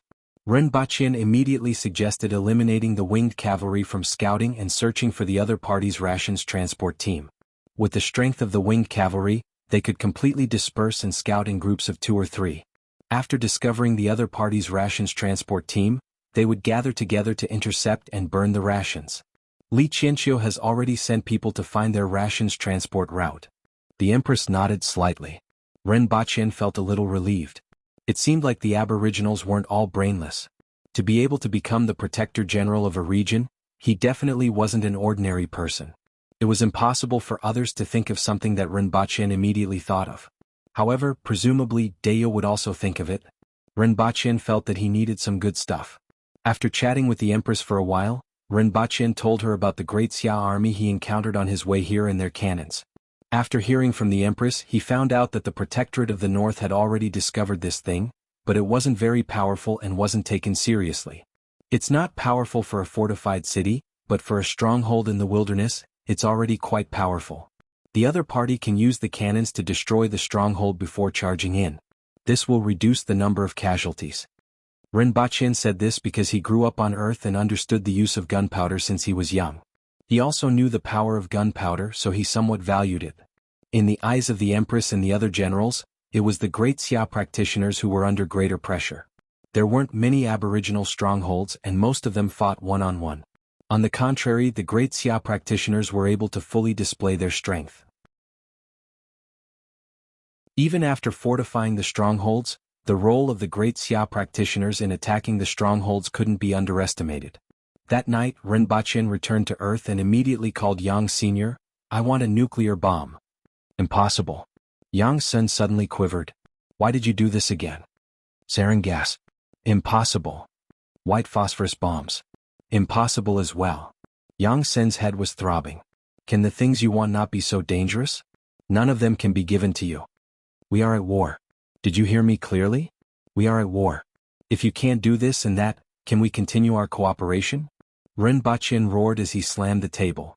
"I can give you guns and bullets such as the anti-aircraft machine gun from last time, or conventional equipment like rifles." Although he had heard Rinpoche's explanation before, Yang Sen still felt that it was too strange for the cultivators from the paradise to use these ordinary people's weapons to fight a war. Mortars and incendiary steel ball bombs. Yang Sen hesitated for a while. The power of these weapons wasn't small either. Finally, he nodded slowly and asked, "What caliber?" "Give me 2 Type 93 60mm mortars first and 70 incendiary steel ball bombs." Rinpoche immediately said. Sure enough, dealing with Yang Sen required him to raise the price as high as he could. If Rinpoche had asked for 60mm mortars at the start, he would probably have wanted to give him grenades. At that time he would have to waste his breath again. Also, a matching instruction manual and a firing table. Also, a few sets of good night vision goggles. Send them over in 2 days. Rinpoche hung up the phone and thought that these things should be enough. The 60mm mortars had a range of 5,564 meters, which was equivalent to 5 kilometers away. They could hit the enemy's main camp from the top of the city wall. The incendiary steel ball bombs had a destructive radius of 20 meters. After the explosion, the steel balls could sweep through the area within a radius of 20 meters. Furthermore, the arsonist could ignite flammable objects within a radius of 12 meters. It was perfect for burning rations and fodder. When he thought about how these things would take at least 2 to 3 days to be delivered, he felt that he should really buy a house near Shanghai so that it would be more convenient to look for Yang Sen or do other things. Rinpoche then took a pen and paper and began to calculate. Each mortar weighed 45 kilograms. 2 sets weighed 90 kilograms. 1 shell weighed 5 kilograms. 70 of them weighed 300 kilograms. He also needed 2 sets of drones which weighed 30 kilograms. 20 walkie-talkies weighed 40 kilograms. 2 walkie-talkie relay stations weighed 60 kilograms. 2 sets of small solar batteries and solar panels weighed 80 kilograms. All these added up to 650 kilograms. Chapter 354. In the Great Xia Barracks, Wuxia sat in the seat of honor and ordered, "Pass down the order. Continue to attack the city today and increase the intensity. Use the scaling ladders to attack the city in turn. Maintain the strength of 3 battalions and attack the city at the same time. Don't give them a chance to catch their breath." "Yes." Immediately, a general received the order and went to inform the others. "That poison warrior arrived at Liao City, right?" Wu Xingho asked again. "According to the description of the mounted scouts, it should be him," a general below said with his fists cupped. At the mention of the poison warrior, the generals below all looked uncomfortable. After all, no one wanted to meet such a person on the battlefield. It would be too depressing to be poisoned to death without even having the chance to attack. Fortunately, everyone was prepared this time. "Have you distributed the Wuma grass?" Wu Xingho asked calmly. According to the great general's orders, they have all been sent down, the general immediately replied. Dozens of doctors from Great Xia died before they managed to verify that the remaining toxins in the 9 pavilions, the Liaoning Mountain Pass, and the Falling Moon Gorge were all of the same type. Furthermore, they managed to find a way to alleviate the toxins. It was a type of wushu grass that was commonly seen in the northwest of Great Xia. It was slightly poisonous, but it was just enough to alleviate the toxins. As long as one placed the witch horse grass in their mouths, they would be able to alleviate the poison. In such an open area, even if the other party used poison, the wuma grass would not cause much damage. As for the side effects of the wuma grass, they could be completely ignored. In the morning, after breakfast, the Great Xia army arranged their battle formation and began to lead their soldiers to attack the city. Battle cries could be heard from 3 directions. In the south of the city, there were also many mounted scouts as well as groups of roaming cavalry. However, the Empress, Li Qianqiu and the rest didn't feel too pressured. Instead, they were in high spirits as they watched him fiddle with the drone. When the drone took off, Li Qianqiu and the other generals exclaimed in surprise again. Half an hour later, the drone landed, and Rinpochen roughly drew the layout of the barracks in the east of the city according to the pictures. Then he compared the details one by one. The fence outside the Great Xia barracks was only 3 meters tall, but after jumping over the wall, there were caltrops scattered all over the place. These caltrops were specially used to prevent the aboriginals from climbing over the wall and launching night attacks. Inside the barracks, there were 4 cannons that Rinpochen had seen before facing each barak gate. The Great Xia army had put in a lot of effort to prevent the aboriginals from launching a night attack. Fortunately, the aboriginals of the aboriginals had come. Of the aboriginals' attack. Now that they had the map, they immediately knew the weak points of the barracks like the back of their hands. They also found a few places where rations might be stored. Rinpochen used 2 drones to take pictures of the Great Xia barracks at the east gate and the north gate from an altitude of 600 meters. The batteries of the 2 drones were charged while Rinpochen flipped through the images of the Great Xia army's battle formation and attack.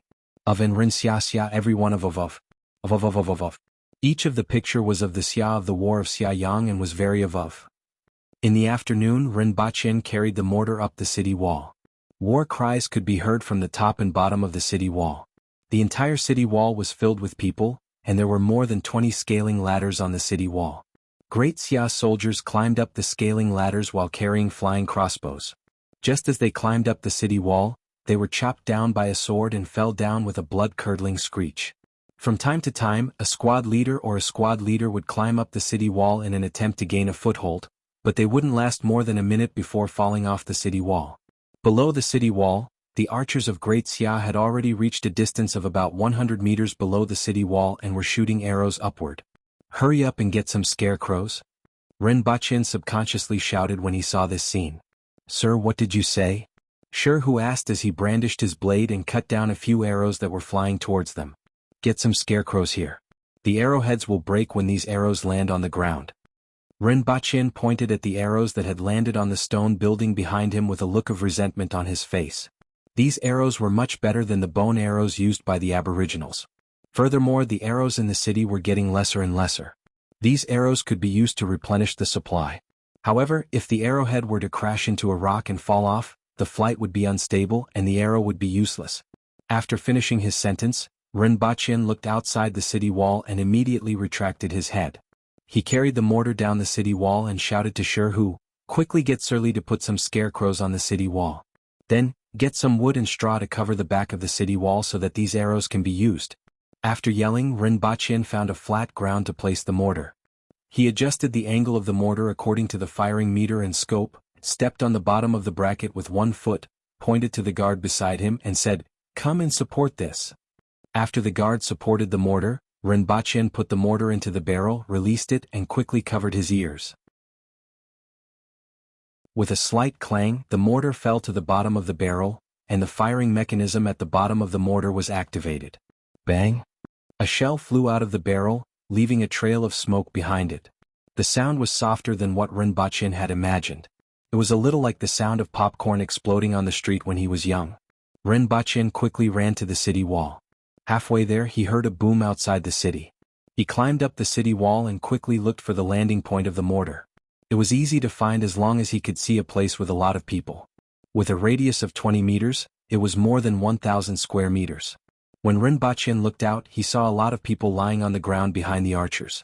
There were at least 300 to 400 casualties, and many of their limbs were nowhere to be found.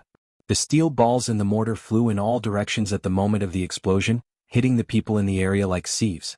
At the same time, countless sparks also fell in the surroundings, igniting the clothes of many soldiers, and the area was in chaos.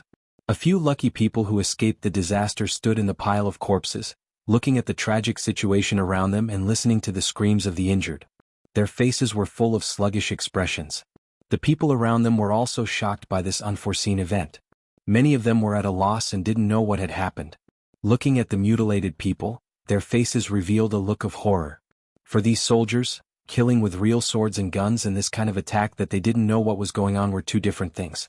Soon, under the urging of the rear, they rushed toward the city wall again. "It's crooked." Rinpoche spat on the ground. However, the power was greater than he had expected. One mortar could kill 3 to 4 people, 10 could kill 3 to 4,000 people, and 70 could kill 20 to 30,000 people. He could eliminate 1/3 of these Great Xia soldiers in 2 trips. If he was more diligent, he could make the Great Xia soldiers outside the city cry in a month. However, this was just a thought. The Great Xia soldiers weren't fools and would probably find a way to reduce the casualties after a period of time.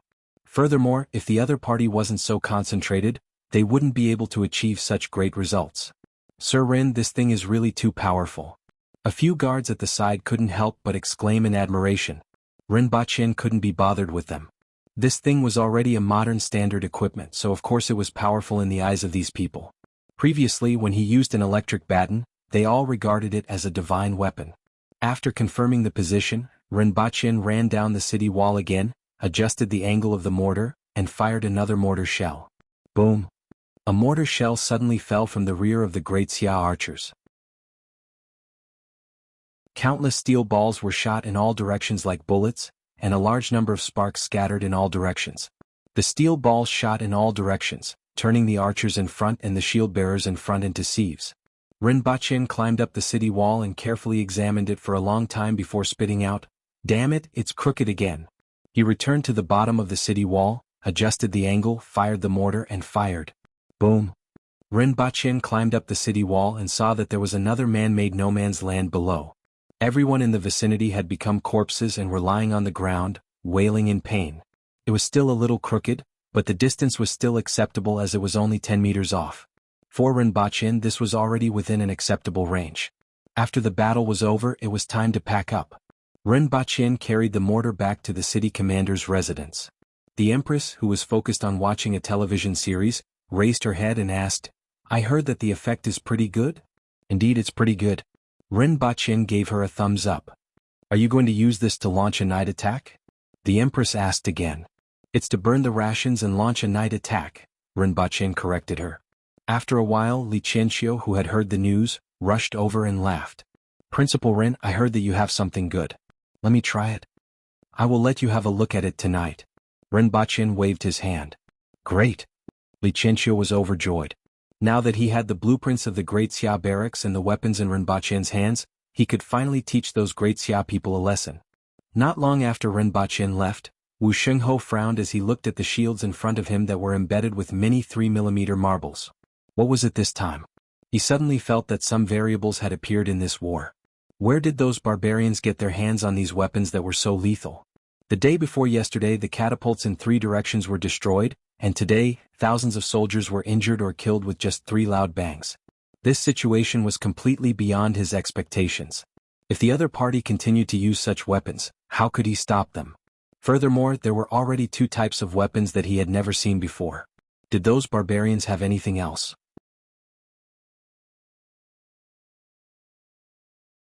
Chapter 355. Walkie-talkies.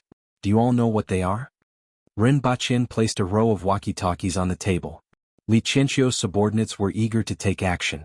Each winged cavalry captain had one, and they had long been envious of it. "If you don't understand, ask someone who does," Rinpoche said faintly. "Everyone take one." Dozens of hands swept across the table, and only 3 walkie-talkies were left. The military system of the Protectorate of the Center was different from that of the winged cavalry. There was one captain for every 100 winged cavalry soldiers, and they were all at the advanced level of the earth wheel level or above. In the Protectorate of the Center, a captain led 300 soldiers, and they were generally at the intermediate level of the earth wheel level. Put this in the city. As long as you are within 15 kilometers of Liao City, you can use it as a transit point. Ren Baqin put the repeater station aside. This night vision device. Surely you can arrange for these two. Don't use it during the day. Ren Baqin took out 5 pairs of infrared night vision devices. 2 of them were for the Protectorate of the Center, 2 were for the winged cavalry, and the last one was for himself. This thing is an infrared imaging device. Different temperatures show different colors, and it can be detected even from inside a tent. Through this device, you can see if the other party is in the camp and if there is an ambush. Later on you can go out and try it on each other. This device can see heat emitted by humans, animals, and even torches. Pay attention to distinguish them, Ren Baqin explained.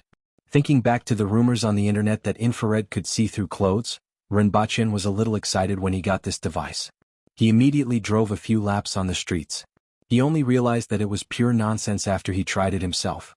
This device could see the heat emitted by the human body. What could it see from the heat emitted by the human body? It was all red and yellow color blocks. The eyes of the group of people at the side lit up like lasers after listening to him. What was the most frightening thing about a night attack? The most frightening thing was that the other party was already prepared and waiting for you to walk into a trap. With this device, it could be seen at a glance whether the other party was sleeping in the camp. Or if the other party was lying in ambush, it could be seen at a glance. It can only see through materials like tents that can penetrate light. Remember, it can't work on walls. Do you all know about this mission? Ren Baqin asked again. Everyone nodded. Remember, even if you are surrounded by thousands of flowers, don't let a single leaf touch you. Run away after you're done flirting and you won't be responsible for it. Ren Baqin saw that everyone nodded their heads and didn't say anything else. He believed that Li Qianxiu had already made arrangements for these matters. It's a moonless and windy night. It's time to sneak around. Let's go. Ren Baqin waved his hands.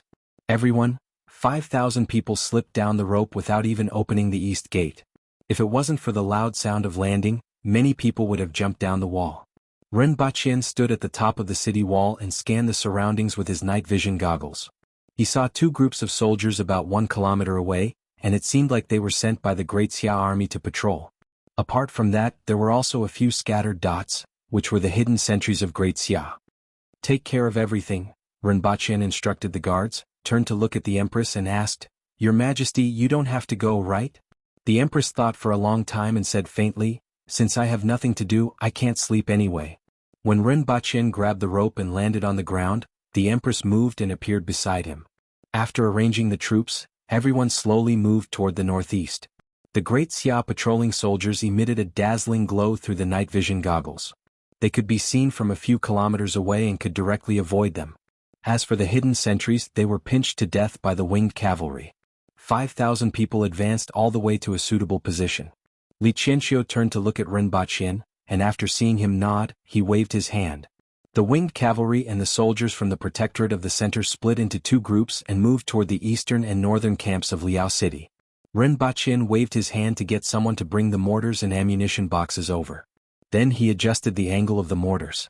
2 mortars, one facing the eastern camp and the other facing the northern camp, were aimed at the location where the rations were stored, which had been photographed by the unmanned reconnaissance aircraft during the day. In any case, the positions were known and the angle was adjusted. As for whether they could hit the targets, it was up to fate. At the thought of this, Ren Baqin felt that he had forgotten something during the night raid and had forgotten to offer the 3 animals. In position in the east. We are 300 meters away and can't get any closer. In position in the north, 350 meters away. Ren Baqin rubbed his hands, turned to the Empress and asked, Your Majesty, do you want to give it a try?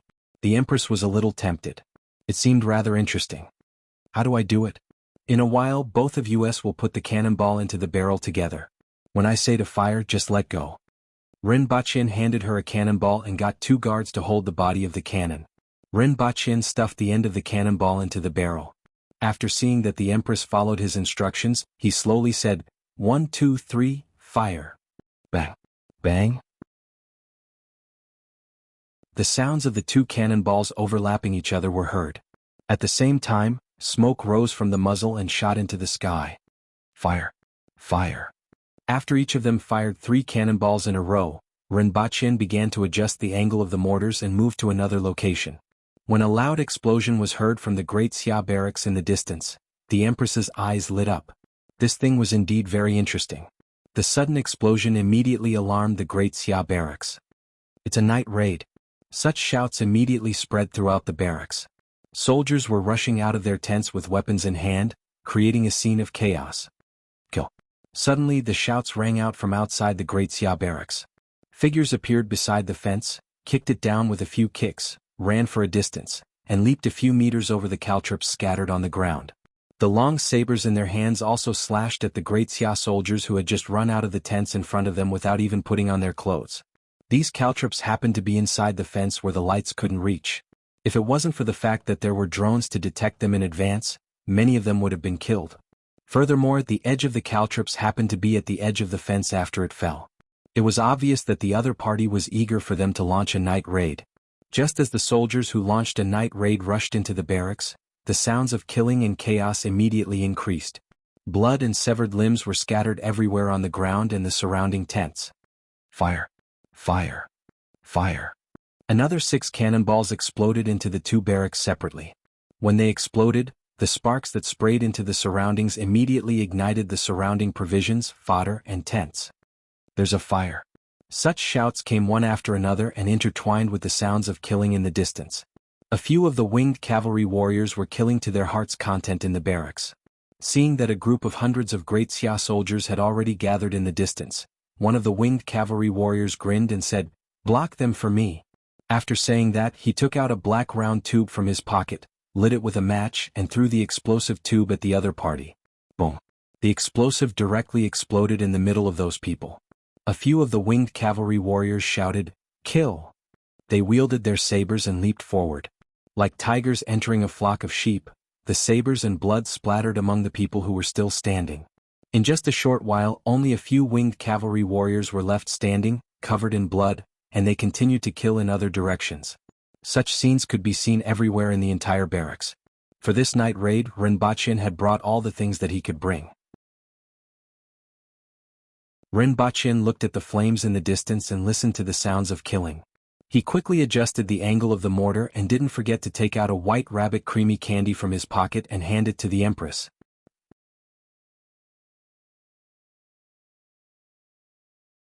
Chapter 356. Wuxia stood in front of the big tent. A group of soldiers and generals had already gathered around him, and more soldiers were gathering in his direction. Those aboriginals were only killing from afar. When they saw the situation here, they didn't come over at all and simply turned to kill in other directions. "Sir, there are at least 2,000 barbarians and a lot of rations have been burned," the general on night patrol immediately reported. The general on night patrol immediately reported. When the first shell landed and exploded, he reacted and immediately gathered the soldiers who had been awakened. However, the tent was too big.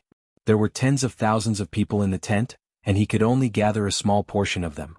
Other than the fact that the Aboriginals' attacks had caused the soldiers in some places to panic, there were also attacks coming from an unknown source that would create loud noises. The combination of these two factors made the barracks even more chaotic, and it was even more difficult to control the chaos. Arrange the battle formation and press forward. Gather the other soldiers and don't give those barbarians any chance, Wu Xingho said in a deep voice. As long as this group of soldiers stopped those barbarians, the other soldiers would be like a small stream flowing into the sea, and the chaos would naturally be pacified. Dou Liqing, bring some men to gather the other soldiers, look after the rations and put out the fire, Wu Xingho continued. His voice was calm and didn't have the slightest hint of panic. The commander wasn't panicking at all, and the others were more or less at ease. Yes. Another general immediately received the order and left. In less than 15 minutes, another explosion occurred near the rations. 3 mortar shells were fired consecutively, and some soldiers guarding the rations were blown into the sky. A general's gaze pierced through the chaotic barracks like a sharp arrow and directly looked into the darkness in the distance. Just now he heard a few noises in that direction. It wasn't loud, but he caught it. He leaped up and landed on the top of a flagpole and looked into the distance. From this position he could even see a corner of the barracks in the east of Liao City. Great General, that attack came from the sky. Another rations camp was destroyed, and all the soldiers nearby have lost their combat power. A low-ranking general covered in blood hurried over. Hearing this, Wu Xingho's brows furrowed even more. From the sky? Did you see anyone in the surroundings? Sir, there are no aboriginals in the surroundings. That thing fell from the sky and then suddenly exploded. Several hundred of our brothers died just like that. The officer miserably said. Great General, I suspect that the attack that made the loud noise was launched from a distance like a catapult or a thunder cannon. The general, whose gaze was like a sharp arrow, jumped down and said. At the same time he pointed to the southeast of the barracks, where the aboriginals had attacked. Judging from the sounds, General Jia of the East Camp is also under attack. I suspect the situation should be similar. The enemy attacked us and General Jia at the same time. The position where the enemy threw the cannon should be somewhere between the main camp and the East Camp. Just now I heard the sound from there. It was similar to the sound of the thunder cannon being fired. Hearing this, Wu Xingho's expression suddenly changed and he asked in a deep voice, How is the Wu camp now? Sir, the Wu camp has not been affected, someone immediately replied. If we send out the Wu camp, they will definitely attack again. We must find out where they are and how they are doing it. It would be best if he could snatch back some of the enemy's weapons. Ensure follow them. If it succeeds, you will be given credit. Although the chaos in the main camp continued, Wu Xingho's mind was already occupied with more important issues. He had to get his hands on the weapons used by the aboriginals. Even if he couldn't, he had to at least find out what the enemy was using and where their weaknesses were. Just as he finished arranging the personnel and neatly arranged the soldiers into a formation, several loud noises suddenly rang out from the position where the soldiers were gathered. When a few winged cavalry warriors saw the explosives exploding in the midst of the enemy, they laughed loudly, turned around and ran away. Sir, there are a lot of people coming from the main camp of Great Xia. Without looking up, Rinpochen adjusted the angle and fired 3 more rounds with the Empress. Then he took the night vision goggles and looked in the direction that the guard was pointing. So many people? Rinpochen was slightly surprised. Through the infrared night vision goggles, he saw a large wave of people dressed in red and yellow running in this direction. They aren't ordinary soldiers. Rinpochen added. This could be seen from the movement and speed of the other party. The other party seemed to have confirmed the direction and were quickly advancing in this direction. Although they tried to maintain a similar speed, it was obvious that there was some confusion. Rinpochen felt that these people didn't look like ordinary Great Xia soldiers. This could be seen from their movements. They were very agile even though it was night time. They were either experts in the army or practitioners from Great Xia. Sir, don't worry. With us around, we will definitely not let them get close. The guard at the side rubbed his palms and smiled. After being exposed to the wind for half a day, they had finally arrived. In addition to Rinpochen's and the Empress's guards, there were also more than 100 winged cavalry warriors. There should be no more than 1,000 people on the other side. More than 200 Earthwheel experts were enough to make them run over and crawl back. In that case, you guys go ahead. Leave 2 people for me to carry the bombs. Rinpochen saw that they were all in high spirits, so he simply ignored them and continued to fire his own bombs. Just now he had already fired 5 rounds and a total of 30 mortar shells. There were only 7 places where the other party stored their rations. After blowing up the other 2 locations, he could use the remaining dozen mortar shells to bombard the first location. If the other party had people fighting the fire, they would have hit the jackpot. Or if there were any missed bombs, he could make up for it this time. Rinpochen and the Empress continued to fire excitedly. Other than a few guards, the rest of the people surrounded the incoming people. Many of the Great Xia practitioners ran to a place not far from their target. With the help of the moonlight, they saw a black mass of heads not far away. Be careful, there's an ambush, someone shouted. Ambush my ass, an aboriginal winged cavalry warrior scolded. Was there a need for an ambush to deal with you guys? He drew his saber and met them head-on. As soon as the 2 sides collided, the Great Xia practitioners were stunned. Although they expected there to be guards, they didn't expect them to be Earthwheel experts. There were more than 200 of them and all of them were at the Earthwheel level. 1/6 of the winged cavalry warriors were here. Fortunately, they had a lot of people and many experts, so they were already prepared for an encounter with the winged cavalry. The Great Xia practitioners immediately got into formation. Most of the sects formed small and big formations to barely resist these winged cavalry warriors and guards. Some of the remaining experts and disciples joined forces to deal with these winged cavalry warriors, and a small number of people tried to cross the crowd and rush to the back. A man leaped more than 10 meters into the air, and a 6-meter-long spear as thick as the mouth of a bowl suddenly appeared in his hand. As soon as the spear appeared, everyone could immediately feel a huge pressure. Mountain-breaking spear, Xiao Shan has made his move. The great Xia practitioner saw this scene and became very spirited. This was one of the 2 spirit wheel experts in the military camp. The spirit wheel level wasn't as simple as being 1 level higher. If the 2 experts were comparable in strength, dozens of earth wheel experts wouldn't be a match for a spirit wheel expert who had condensed a heaven-grade weapon. With him making his move, even if the other party was these winged cavalry warriors, they wouldn't lose this time. Needless to say, there was still a spirit wheel expert.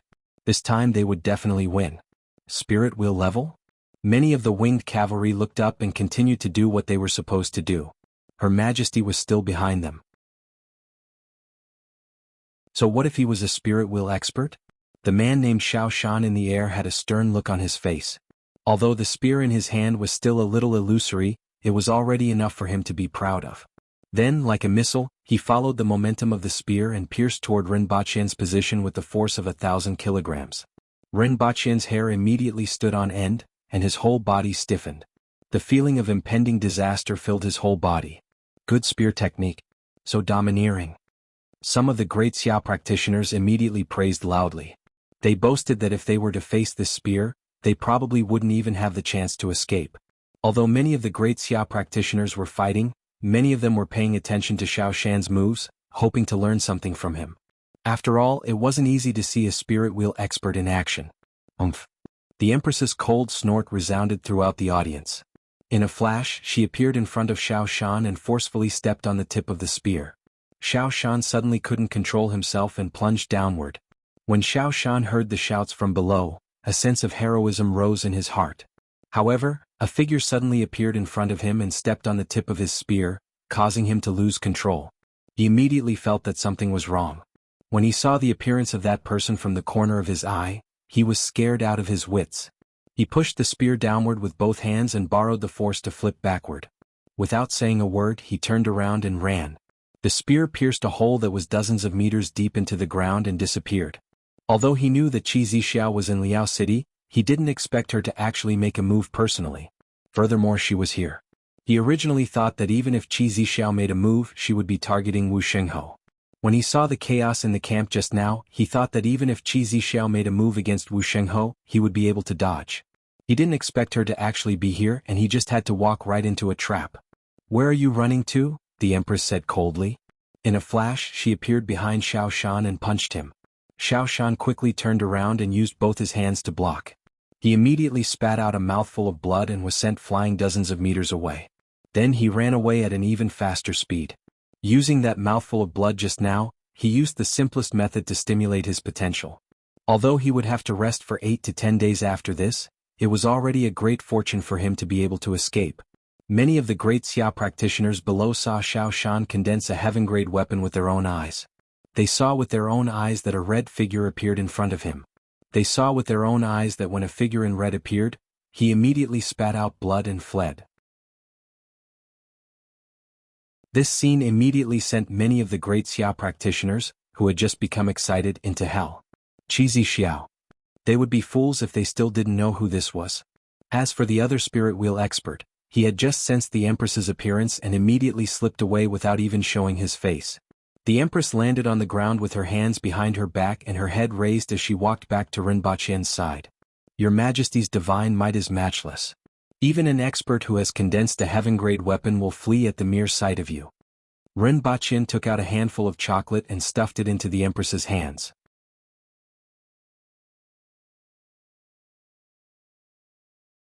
Chapter 357. Junior sister, you go first. I will bring up the rear. Senior brother. The woman's voice was full of twists and turns, and it was heartbreaking. Senior sister, go quickly. Another young man grabbed the woman's hand and ran. When the senior brother saw this scene, his eyes widened and he almost vomited blood. This damn gigolo.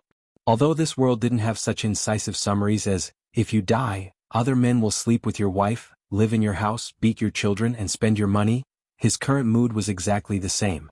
He almost spat out a mouthful of M&P mixed with old blood. Junior brother, you bring up the rear. I will go first. Another man with a pale face saw that the situation wasn't good, threw down this sentence and ran away. The moment he turned around, he was stabbed in the back. When he threw himself forward, he realized that his junior brother, who had been fighting alongside him, had already run 20 meters away. "Senior brother, I will take care of your wife and children." The junior brother turned his head and saw his senior brother looking at him with bloodshot eyes. He shouted with a face full of grief and ran even faster. When a spirit wheel expert vomited blood and ran away, the rest of the people didn't dare to stay after seeing this situation and ran away one after another. Some of the elders from their sects were still relatively orderly as they gradually retreated from the battlefield. There were also some elders who went to other places. Only a few of their fellow disciples were left, and it depended on their individual skills. There were also some who stayed and fought to the death. Most of them had poor skills or were entangled too deeply. Knowing that they couldn't escape, they could only struggle and wait for their fellow disciples to escape to help them take care of their families. A very small number of them simply fought until their eyes were bloodshot and their minds were filled with desperate thoughts. "Stop chasing!" Rinpoche shouted and called back the winged cavalry warriors who were chasing after them. Most of these great Xia practitioners had good skills and weren't something that the aboriginals, who were only good at brute strength, could catch up with. "Sir." Everyone resentfully turned back and conveniently stabbed the one who was still gasping for breath on the ground. Great Xia had lost at least 200 of their 700 to 800 people in just one exchange. "Bring me my spear. I will let them run 600 meters first. They can count themselves lucky if they escape, but they are unlucky if they don't," Rinpoche said with a benevolent look. If the winged cavalry caught up with those people, it wouldn't be easy for him to shoot. After setting up the gun, Rinpoche put on the night vision goggles, stretched out his hands and waved to both sides. "Get out of the way. If you get accidentally injured, there will be no compensation." Everyone quickly moved to the sides. Through the infrared night vision device, Rinpoche saw a patch of alternating red and yellow in the distance. He took aim, spat, and pressed the trigger on both sides of the handle. Da-da-da! The metal bullets formed a long line and pounced towards the great Xia warriors who had run 700 to 800 meters away. They didn't catch up to us. The great Xia practitioners who were running heaved a sigh of relief when they realized that the aboriginal winged cavalry didn't catch up to them. "Let me go," a woman said angrily. "Senior sister, I was in a hurry just now." The man revealed a fawning smile. "Senior brother?" The woman turned her head towards the darkness that seemed to be able to devour everyone and shed tears. What remained in her heart was bone-deep hatred. The man looked behind him, then looked at the crying woman. In the end, he sighed softly, but his heart was much more relaxed. "Senior sister, it's not safe here.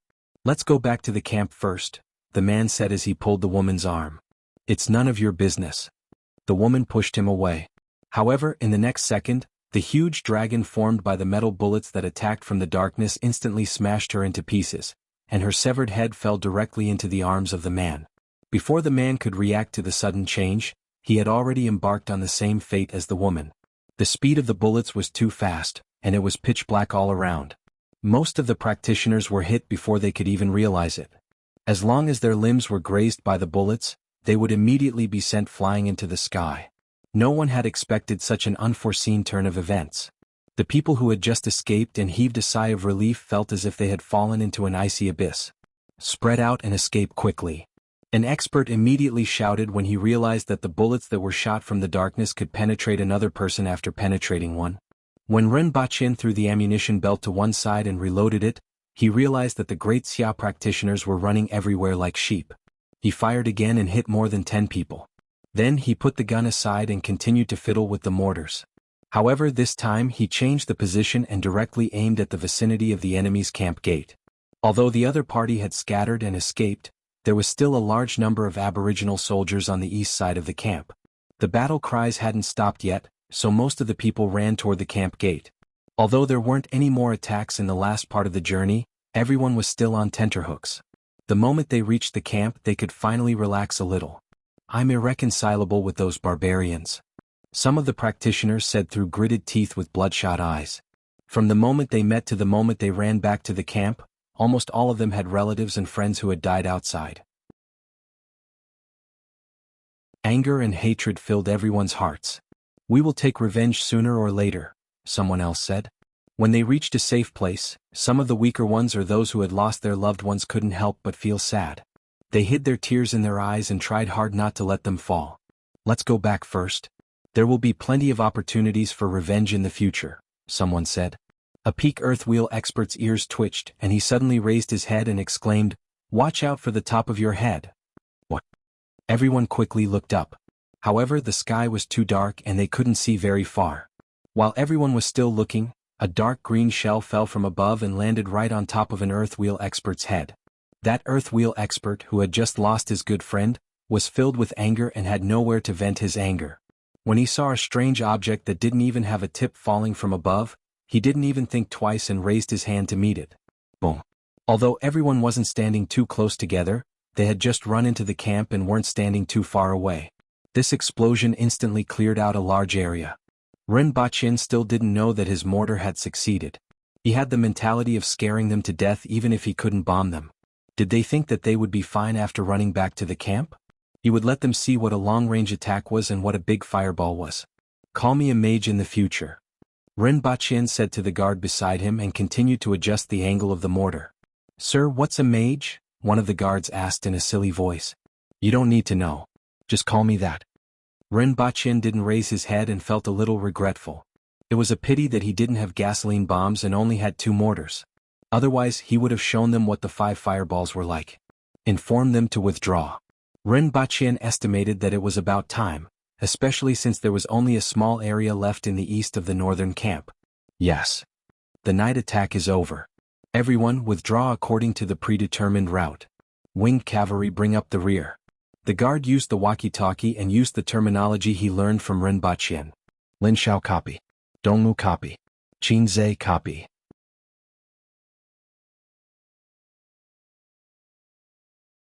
Chapter 358.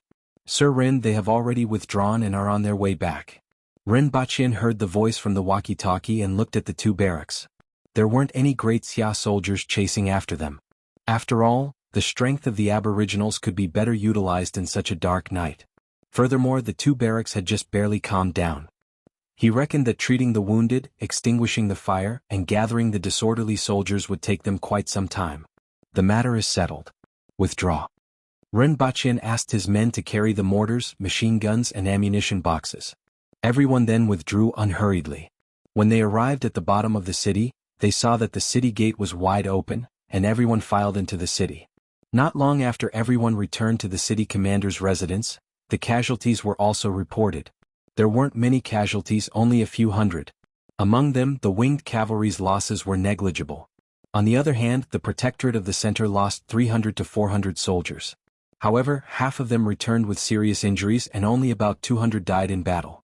The aboriginals' losses were negligible compared to Great Xia's. The Great Xia army lost at least 20,000 to 30,000 soldiers, and a large amount of rations were burned. However, Ren Baqin's attention was attracted by something that the winged cavalry warriors who returned described. At the end of the night attack, due to the aboriginals killing in the barracks, the barely gathered troops encountered a batch of bombs and were unable to counterattack. As a result, the eastern barracks brought out a few cannons.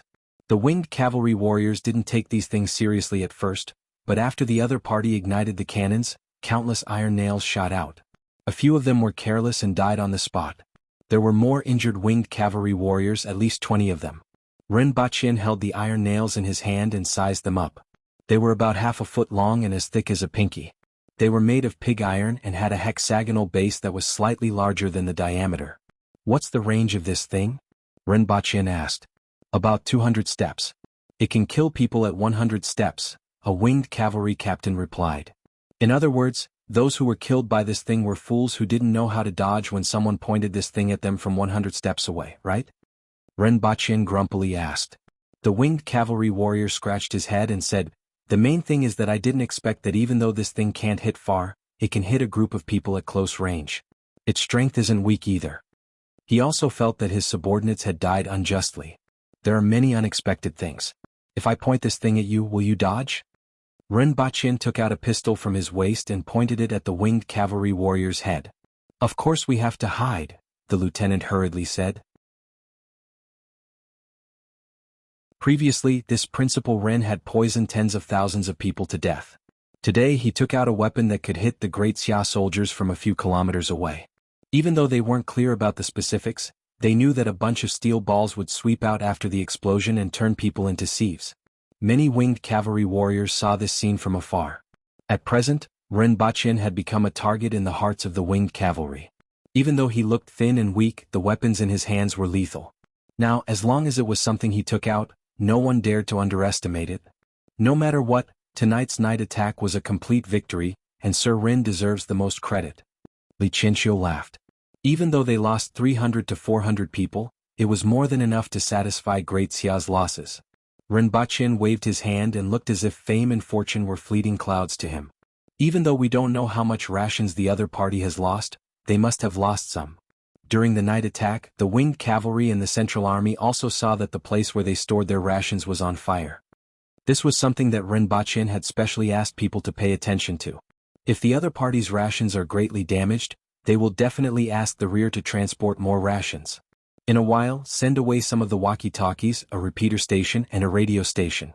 I suggest that we send some of the winged cavalry warriors with the walkie-talkies, a repeater station, and a radio station out to scout and search separately. If we encounter the fast horses of the Great Xia army, we will immediately intercept and kill them. If we encounter the rations team, we will join forces and take them down if we can. If we can't, we will contact the city through the radio station and send people to provide support. The Empress and Li Qianxiu nodded slightly. Intercepting the other party's rations was a must, and there was nothing wrong with Ren Baqin's suggestion. As for the Great Xia soldiers here, they might have two choices. The first is to withdraw their forces to defend and focus on besieging them. After all, this night attack should have hurt them a lot. However, I feel that the other possibility is that they will do something desperate.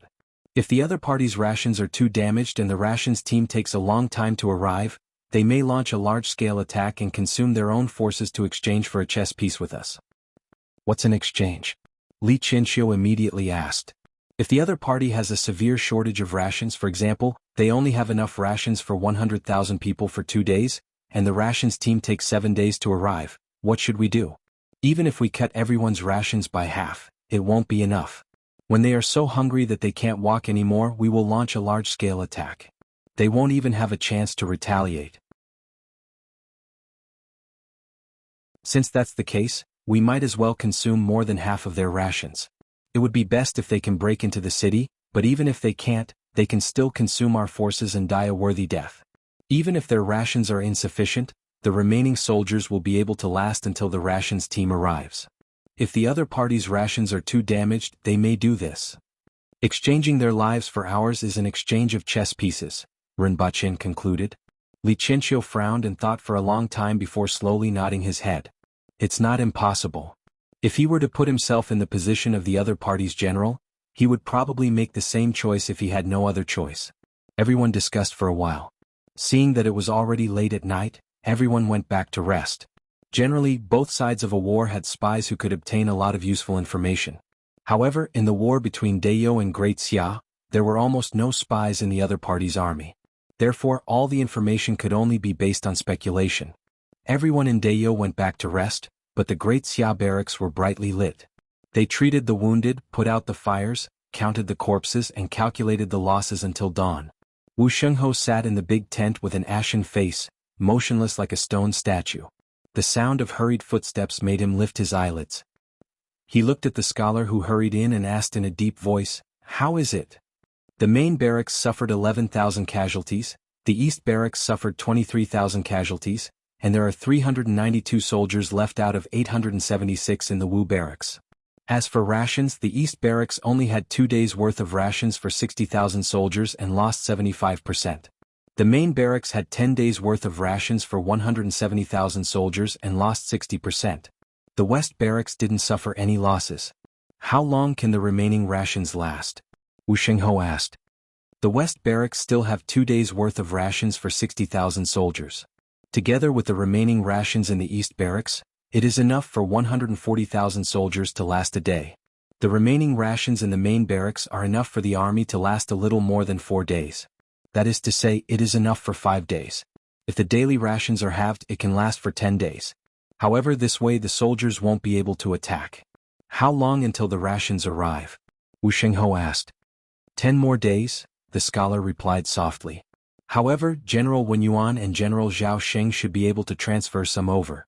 It is more convenient for them to resupply at the border. Inform them. Wu Xingho said in a deep voice. Inform the soldiers to eat their fill. We will attack the city in 4 hours. Sir? The scholar was shocked. The soldiers didn't rest for the whole night. Why were they so anxious to attack the city today? We can't delay any longer, Wu Xingho said with an ugly expression. Do you know about the attack that the Wu barracks encountered yesterday? The scholar nodded his head. Coupled with the thing that attacked the rations last night and the explosive thing that they threw into the crowd, we don't know if the other party still has any tricks up their sleeves. We can't delay any longer. We have to take down Liao City in one go or force them to use all their trump cards, no matter how great the casualties are. Wu Xingho said resolutely. To a general, as long as they revealed their trump cards, they would always be able to find a way to deal with them. Only the unknown was the most terrifying. This was because it was very likely that they would give you a head-on blow when you thought you were about to win.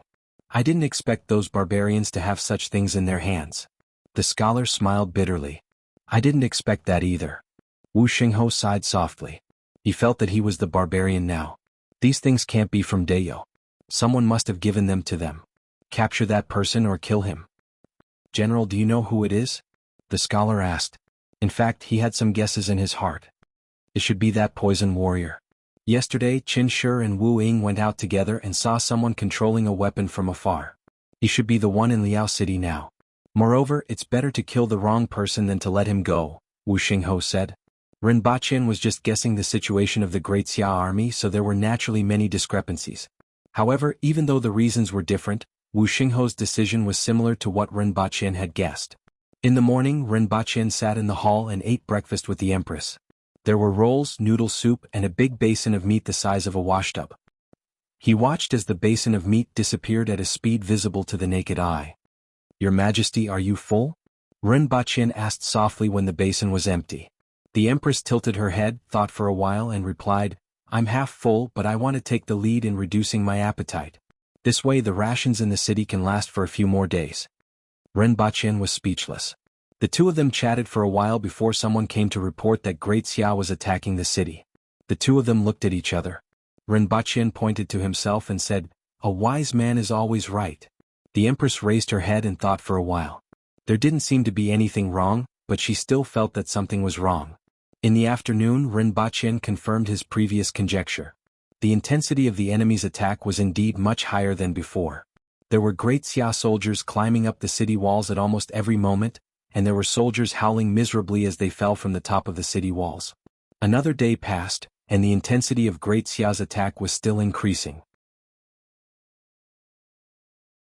More than 100,000 soldiers took turns to attack, and the three sides of the city walls were in a constant battle from morning to night. Rinpochen walked to the small hall of the city commander's residence and saw Li Qianxiu, who was issuing orders inside. He waited for Li Qianxiu to finish talking to someone before going forward to ask, Can you still hold on? Another 100,000 of them will be fine, Li Qianxiu replied indifferently. Rinpochen nodded and said, If the pressure is too great, use the remaining explosives. Didn't you use them the night before yesterday? Li Qianxiu was puzzled. I still have one box. Rinpochen replied. The 300 explosive tubes were packed into 2 boxes. He took out half of them when he blew up the catapult that day and used them during the night attack. Now there was only 1 box left. Men, follow me to search the houses. When Li Qianxiu heard this, he immediately stood up from behind the table and strode out, calling out to the others as he walked.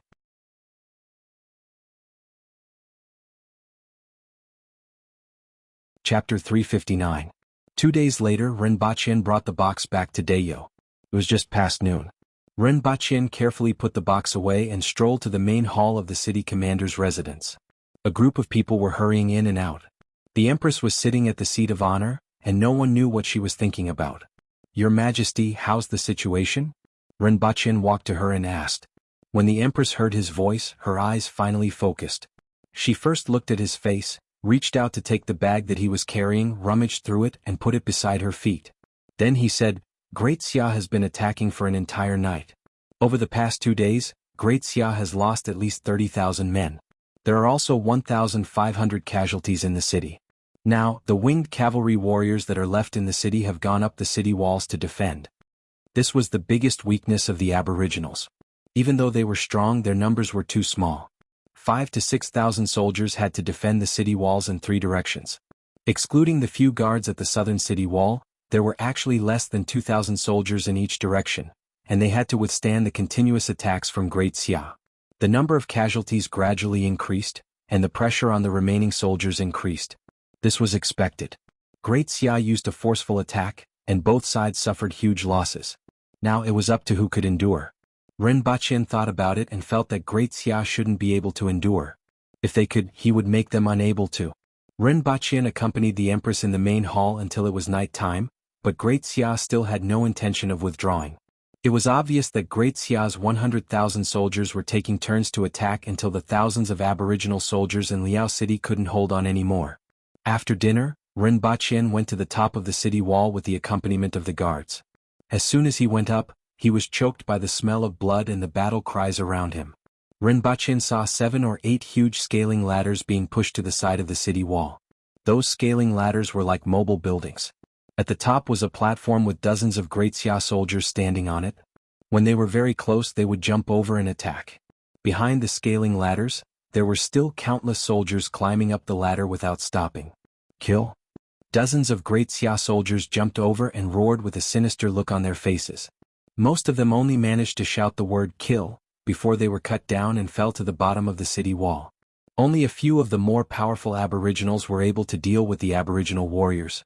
A winged cavalry warrior appeared from the side. The long saber in his hand was fast and ruthless, and he managed to kill a few Great Xia soldiers in a few moves. He then brandished his long saber to knock down a few arrows that were shot at him. Another batch of Great Xia soldiers jumped onto the cloud chariot. At this moment, the city walls were filled with torches from top to bottom, brightly illuminating the area dozens of meters below the city walls. There were corpses, damaged military equipment, and a dense mass of Great Xia soldiers below the city walls. Boom!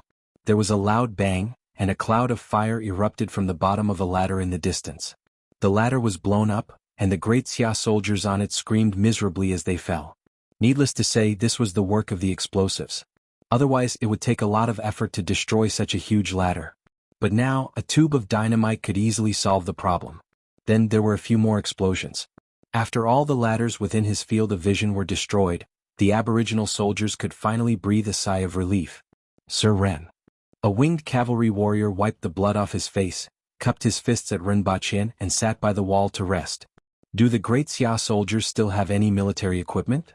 Ren Baqin asked. It wouldn't be easy for the other party to make such a huge ladder, right? I hope not, that winged cavalry warrior mumbled. Since yesterday morning they had been fighting continuously for 18 hours. Even though they were earthwheel experts, they still felt tired. However, imagination was always good. Not long after, the Great Xia soldiers rushed up again. This time, it wasn't the Great Xia soldiers who were already exhausted. Instead, it was the elite soldiers who had rested sufficiently and rested for a full 10 hours. They carried ladders that looked like ladders and rushed up again. Damn it! Ren Baqin cursed. This time he had brought a lot of anti-infantry jumping mines and was prepared to bury them outside the city walls. However, if the other party didn't withdraw, how could he bury them? He couldn't possibly bury them on the city walls, right? After walking around the 3 city walls, Ren Baqin hurriedly returned to the city commander's residence, took out his Italian cannon, and went directly to the bottom of the city walls. If the other party didn't withdraw, he would blow them up until they did. This time he had brought back a total of 40 mortar shells, which were still steel ball incendiary bombs. He also brought 50 Type 72 anti-infantry landmines, which had a total of 650 destructive shrapnel fragments. If they were to explode from a height of 1 meter, the destructive power would be even greater than a mortar shell. He took a look at the city wall. It was dark in the distance and he couldn't see clearly. However, he remembered the areas below the city where there were more people and where there were fewer people. Then he quickly ran down to adjust the angle of the mortar. A moment later, there was a bang and smoke was emitted from the muzzle of the mortar. Dozens of seconds later, a ball of fire immediately exploded outside the city. Even the surrounding Great Xia soldiers were swept away, and 2 ladders were directly destroyed. Oh yeah. Ren Baqin's voice didn't sound very happy. Instead it sounded dull. Sir Ren has made a move. The aboriginal soldiers cheered. Looking at this posture, they knew that Ren Baqin had personally made a move.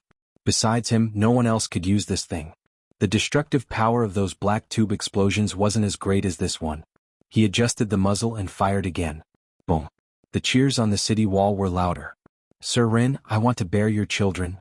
Such a voice came with the wind. Rin Baqian's face twitched. Which *** shouted this. "Do you believe that I'll beat you to death?" When the third mortar shell was fired, Rin Baqian continued to adjust the angle. When the mortar was fired, there were people cheering on the city wall, but after dozens of seconds the cheers suddenly stopped. A dud. Rin Baqian had this thought. He stuffed the mortar shell into the barrel and fired again. Boom. Then he adjusted the angle and fired again. This time there was still no sound of an explosion. This time, Rin Baqian immediately realized that something was wrong. It would be understandable if there was a problem with one mortar shell. However, there was a problem with both shells, so it wasn't a matter of probability anymore. "Sir Rin, that thing of yours has been shot onto the wall," a winged cavalry warrior hurriedly shouted as he ran down from the city wall. Rin Baqian thought, how can you say that? He also knew that this wasn't the time to stare. Upon hearing this, he immediately knew what was going on, so he quickly got up and ran up the city wall. "Where is it?" "Sir Rin, follow me."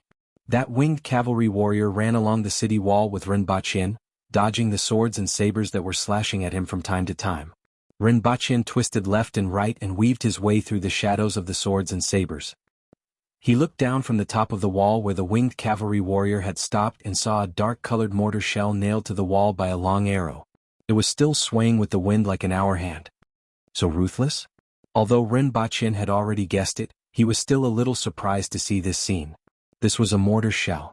It could travel hundreds of meters in 1 second. Furthermore, it was still night time. Where did this expert come from? "Sir, be careful." Jianghu pushed Rin Baqian, and a long arrow whistled through the air as it brushed past Rin Baqian's shoulder and disappeared. "Do you know where he is? I'll blow him up." Rin Baqian was lying on the ground with cold sweat dripping down his forehead.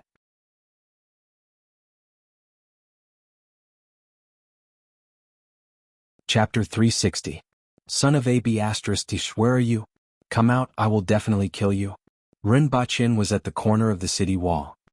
He quietly poked his head out and carefully looked into the darkness in the distance. He didn't notice that the antenna on his head had completely exposed him. This was the corner between the east and south walls, and it was one of the few relatively peaceful places. The battle cries came from a dozen meters away from him, but he pretended not to hear them. Pay attention to the direction of the arrow and where exactly it was shot from. Rin Baqian exhorted Jianghu. Jianghu also had a night vision device on his head and was looking outside curiously. He didn't expect to see people in this way with this device, and it was very novel to him. Inform the others to fire. Rin Baqian said to the people behind him. He had already adjusted the angle of the mortar just now, and the people who stayed there only needed to put the shell in. After a while, a bang sound was heard from inside the city. Rin Baqian stared at the sea of people below. Although he couldn't see the person clearly, he could more or less see some movements. He just needed to find the person who drew the bow and knocked the arrow at that time. The movement of the bowstring wasn't small, and it was very likely that he would be found. Boom! The shell directly exploded outside the city wall, and a corner of the night vision device was dyed red. At that moment he saw at least 3 people do the same action, but none of them hit the target. Could it be one of them? Rin Baqian thought to himself and resisted the urge to shoot. He quietly slipped down the city wall, adjusted the angle of the mortar, hit on top of the city wall and fired. Bang! Rin Baqian carefully looked at the figure in the darkness and cursed in his heart. This time at least 10 people did the same action. Great Xia didn't only have one godly archer, so it was impossible to find the person. When Rin Baqian thought of this, he moved the gun rack to a position, held the trigger and fired. It didn't matter if it was the person or not, he would just shoot first. The first 2 archers didn't even have time to react and were shot into rags. The third archer fiercely leapt backwards, then broke into a run. An expert must die. It was as if Rin Baqian had found the person he was looking for. He didn't care about the others at all as he fired a long metal dragon at the figure with the machine gun. However, there were too many people outside in the dark. Rin Baqian could only see the color blocks formed by the heat emitted by the human body. With just a few flashes, it was difficult for him to find him among the crowd. After emptying a chain of ammunition in the general direction, Rin Baqian allowed Jianghu to carry his spear and descend the city wall. There were still many things to do at night. She couldn't keep wasting time with him. After Rinpoche fired a few artillery shells, there were a few gaps in the attacks outside the eastern city wall. This allowed the soldiers on this side of the wall to more or less take a breather. Moreover, most of the scaling ladders had been destroyed, so the intensity of the attack was still acceptable. Some of the soldiers could even take turns to rest. Rinpoche used this opportunity to fire 8 consecutive cannons in the direction of the north gate. 2 of the cannons were hit, and one of them collided with the wall before falling to the ground and exploding. The other one was directly hung on the wall like the 2 on the east side. After these few cannons were fired, the Great Xia soldiers outside the city wall were immediately wiped out. More than half of the scaling ladders had also disappeared. After going through all 3 directions, Great Xia's attack finally weakened. After another hour they finally sounded the gong to withdraw. Without the scaling ladders as a siege weapon, it was useless even if they had a large number of people. They could only speed up cutting down the trees outside to make more equipment in order to organize the next wave of attack. When the Great Xia army withdrew, many of the soldiers directly sat in a pool of blood, leaned against the wall and fell into a deep sleep. After fighting continuously for so long, even a man made of iron couldn't withstand it. Rinpoche once again led the guards up the city wall. "Take that down." Rinpoche pointed at the artillery shell that was nailed to the wall below and said to Jianghu, "It won't explode, right?" Jianghu knew the power of this thing as he had seen it too many times in the past 2 days. "Just be careful not to touch the front." Rinpoche waved his hand. He had already asked about this thing. This kind of artillery shell had 2 safeties. One was opened when the bottom was fired, and the other was the fuse at the top. A certain amount of force had to be exerted before the fuse would explode. As long as one of the conditions wasn't met, it would be safe. Not to mention being pierced by an arrow, even if it was hit by a tracer bullet, it wouldn't explode so easily. Rinpoche asked someone to find a few pieces of cloth, cut the arrow shaft and pulled it out. Then he wrapped the artillery shell and asked someone to carefully put it aside. The next time Great Xia attacked, they would directly throw it down. Under such circumstances, he didn't know whether it could still explode or not. Even if it couldn't explode, it could still smash someone to death.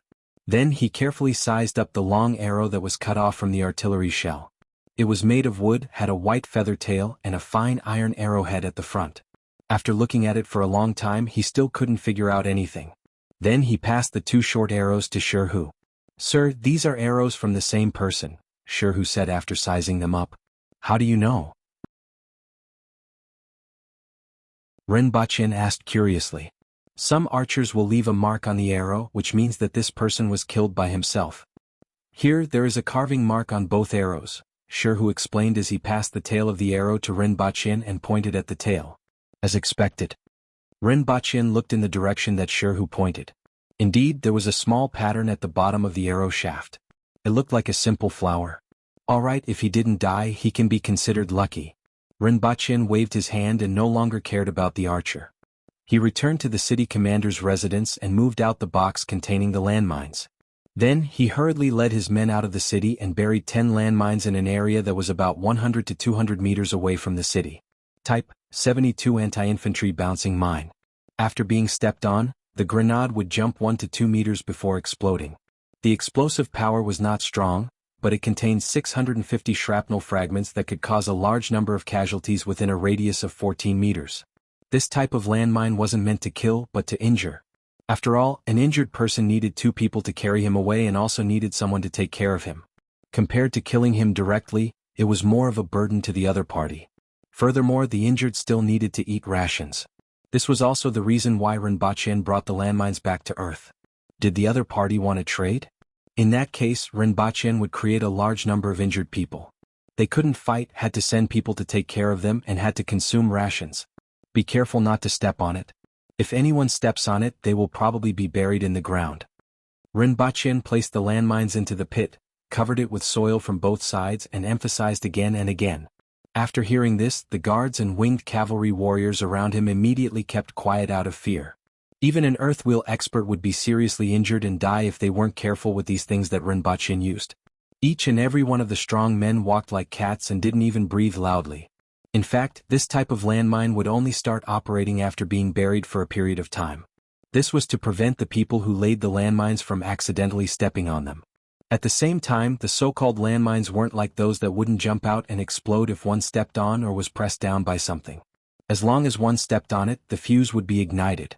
Even if one didn't move, it would explode in a short period of time, but the damage to the surroundings would be smaller. Following which, he also buried 10 landmines in the north and west of the city. Rinpoche then brought his men back to the city and got them to find more than 10 pieces of white cloth. He used chicken claws to write on them, "Be careful where you step." Sir, aren't we reminding them? What if they find out? Sherhu rubbed his head and asked, "How far can we see this cloth?" Rinpoche squinted at him and asked. Upon hearing this, Sherhu turned around and ran into the distance.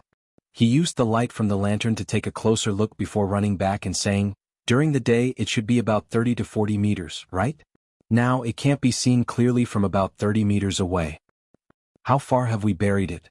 Rinpoche was exasperated that Sherhu didn't meet his expectations. "About 50 to 60 meters. Sherhu counted with his fingers. "Isn't that enough? The other party will first step on the landmines and kill and injure a lot of people. Then, when they see the cloth on the city wall, won't they pay more attention to where they step?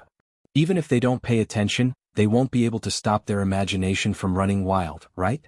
Then? We didn't bury it under the city wall, and they will find out soon." Sherhu continued to ask. He still didn't understand Rinpoche's intention. Rinpoche crossed his arms and said with a serious face, "I'm just scaring them." Sherhu was speechless. The next day Great Xia rested for an entire day. On the third day they carried a bunch of scaling ladders out to continue attacking the city. At present, the large scaling ladders that looked like moving buildings were no longer there. Instead, they were all scaling ladders that looked like ladders that could be carried directly up the city wall by a few people. The army first lined up in a formation and approached Liao City with a murderous aura. When Rinpoche heard that the Great Xia army had left their barracks, he hurriedly rushed to the city wall with the Empress, Li Qianqiu and the others. They only saw the neat army nearing Liao City after leaving the barracks. At the very front were the soldiers with shields, and behind them were the archers and the spearmen.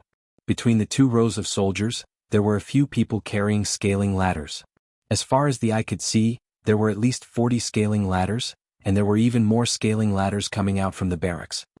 Are they cutting down our trees to make these scaling ladders? Rinpoche suddenly thought of this. They are also cutting down our trees to make fires and cook. Li Qianqiu said faintly. Does this count as eating, using, and even attacking us? Rinpoche asked again. Li Qianqiu's expression froze as he had never considered this question before. After hearing what Rinpoche said, it seemed to be the case.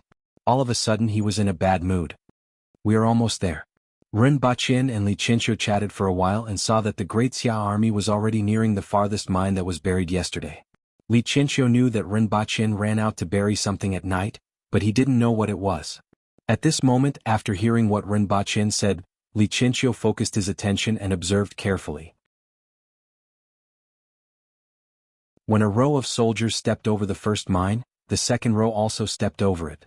Miraculously, they didn't step on it. However, an archer in the third row made a slight click sound when he stepped on it. A second later, when he lifted his foot, the mine directly bounced off the ground. Boom!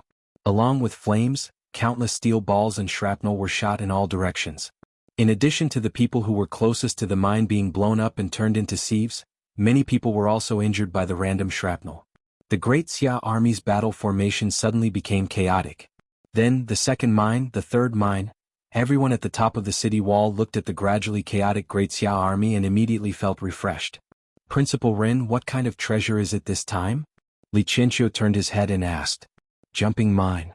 Rinpoche replied with 2 words. He just realized something very interesting. The Great Xia army's shield soldiers were in front while the crossbowmen and archers were in the back. This was to prevent the aboriginal army from attacking and to cover them with a rain of arrows at the first instance. However, at this time, almost all the mines exploded within the crossbowmen and archers, causing the greatest damage to the crossbowmen and archers who didn't have much protection. Although the number of casualties wasn't too high, there were still about 300 to 400 people. Most of them were injured, especially in the lower 3 parts of the army, which were below the waist.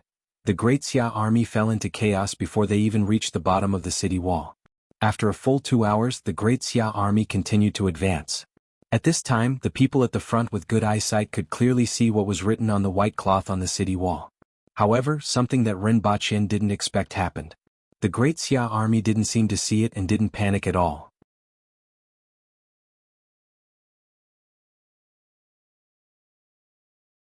Chapter 361. Is the burial done? Rinpoche raised his head, looked at the great Xia barracks not far away and asked softly. My lord, it's done. Let's go. Rinpoche led everyone away with a wave of his hand, leaving behind only a landmine. Rinpoche buried another mortar in the distance. Then he set up the mortar in another location and fired at the eastern and northern barracks of the enemy. After that, he packed up and returned to the city to sleep. Rinpoche and the rest went back to sleep, but Great Xia was almost tormented to death. In the middle of the night, there was a sudden explosion in the barracks. Furthermore, it landed in between a few tents. Not to mention the number of casualties, Great Xia thought that Dayo had come to raid their barracks again. One after another, the soldiers of Great Xia grabbed their weapons and rushed out. After receiving it, he waited for a long time before realizing that the other party had only fired one shell. After waiting for an hour, everyone in the camp believed that the other party wouldn't come again, so they went back to sleep. Early the next morning, Great Xia stepped on a landmine the moment they got into formation. Everyone immediately put their eyes on the ground and carefully moved forward. They only heaved a sigh of relief when they realized that there was nothing wrong after walking for 100 meters. Before they could even exhale, they were suppressed by another explosion. The third day. There was a river north of the Great Xia barracks. The river was 100 meters wide and the current was rather rapid. Usually, the Great Xia soldiers would collect water from this river for daily use. This place wasn't far from the barracks. In the past, this place was considered safe as the aboriginals were all holed up in Liao City. Thus, everyone could come here to collect water without worry. One morning there were 2 explosions by the river. Then a group of servants shouted loudly and carried a dozen or so people back. A few of them could not be saved and the rest were all covered in blood. On the 4th day, when the people of Great Xia left the camp, they felt that there was something under their feet. They wanted to stop for half a day after every step they took. At this moment they finally understood what "watch your step" meant. Although most of the soldiers were illiterate, there were always some who could read. That day, the words on the white cloth hanging on the city wall attracted a lot of people's attention. After the soldiers returned to camp that night, the news spread throughout the camp. In addition, there would be explosions in a certain place every day.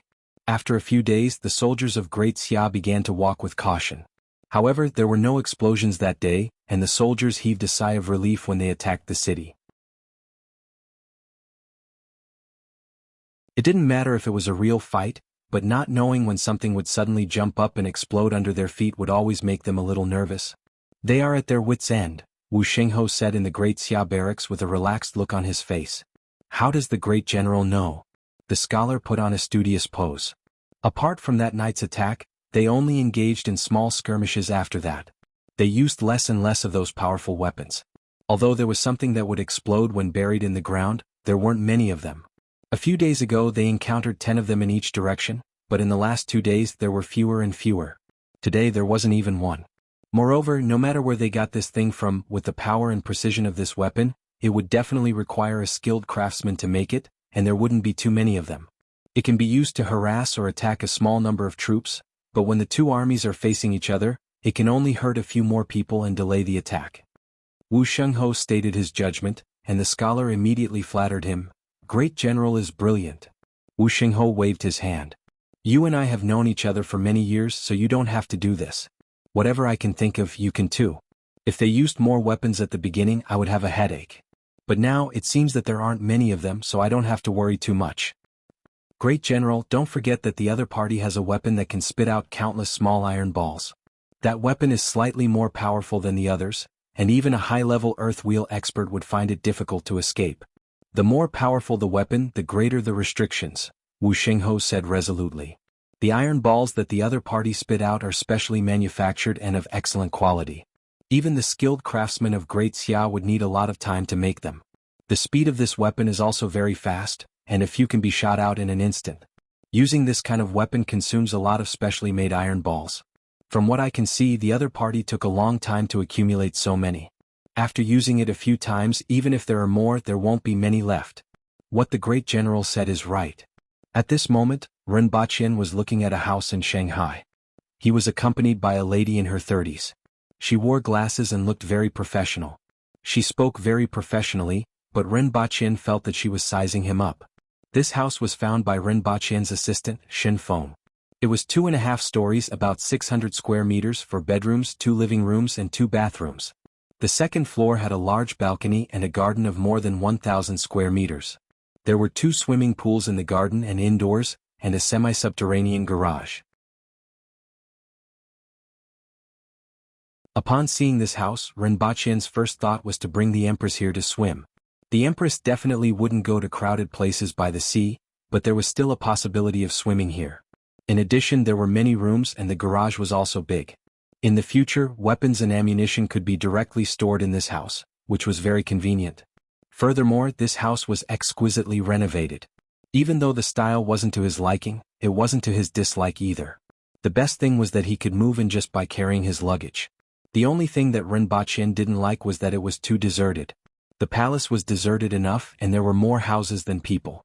Most of the time he was alone in such a big house. It was so boring. Is it possible to connect all the rooms? I live alone and I always feel that there are people in the other rooms. I lack a sense of security. If you can connect all the rooms and have a panoramic view, this house won't have any shortcomings, Rinpoche said sincerely. After hearing Rinpoche's words, the real estate agent's expression immediately froze. Why do I feel that there are people in the other rooms? Are there people or ghosts? Lack a sense of security? Are you here to cause trouble? Sir, the feng shui here is excellent and there is absolutely no problem. Furthermore, I can introduce you to a master who is very famous in Shanghai. You don't have to worry about these things. I didn't mean it that way. Rinpoche waved his hand lightly. It's a psychological effect, do you understand? I lack a sense of security, and I like to stay in a place with a panoramic view. There are so many rooms here and I feel uncomfortable. If you want to hire a psychiatrist, it might be better for me to hire a psychiatrist. If not for the fact that he didn't look like an ordinary person, that woman would have thrown the book in her hand on his face. If you don't like big houses, why are you looking at villas? Rinpoche had been in Dayo's court for a long time and had dealings with the higher-ups in the country. He naturally had an imposing manner that this woman didn't dare to offend. Sir, perhaps you can look at other houses? Our company has many houses that are suitable for someone of your status. The woman changed the topic. Status? Rinpoche smiled kindly at her, like a big bad wolf seeing Little Red Riding Hood. What do you think of my status? Not an ordinary person. The woman made a turn and smiled respectfully. Would an ordinary person come to look at a villa worth more than 30 million yuan? However, she didn't dare to guess his identity. Although she felt that he was a rich man, she might offend him if she guessed wrongly. If he was narrow-minded, she would be in big trouble. Most importantly, Rinpoche had an imposing manner that made her feel pressured. She also felt that this person beside her was somewhat dangerous. Good taste. Rinpoche gave a thumbs up and laughed heartily. This one, Rinpoche said as he clapped his hands. The woman's heart trembled when she heard this. A house worth more than 30 million yuan was bought just like that? She quickly calculated how much commission she could get this time. Wait a minute. Rinpoche gestured to her again. Then he called Yang Xin, Director Yang. Mr. Rin, what's the matter? Yang Xin trembled a little when he heard Rinpoche's call. Recently, he had been dealing with Rinpoche every 3 to 5 days. After hearing Rinpoche talk about nuclear bombs, white phosphorus bombs, and napalm bombs from time to time, he didn't want to answer Rinpoche's call anymore. My house has been flooded and I am homeless now. I happened to look at a house. It's not expensive and only costs about 40 million yuan. However, I don't have enough money in my pocket. I would like to ask you for a loan of 50 million yuan, together with the renovation fee. Yang Sun was speechless. Director Yang can't handle such a small matter, can you? This time I have brought something good for you. Rinpoche laughed. Wait a minute, let me ask for instructions. Yang Sun hung up the phone after he finished speaking. Rinpoche hummed a tune. Actually, he hadn't spent much money recently. He still had about 100 million yuan left with the loan from the nation and his original 20 million yuan. However, if someone else could foot the bill, why should he fork out his own money?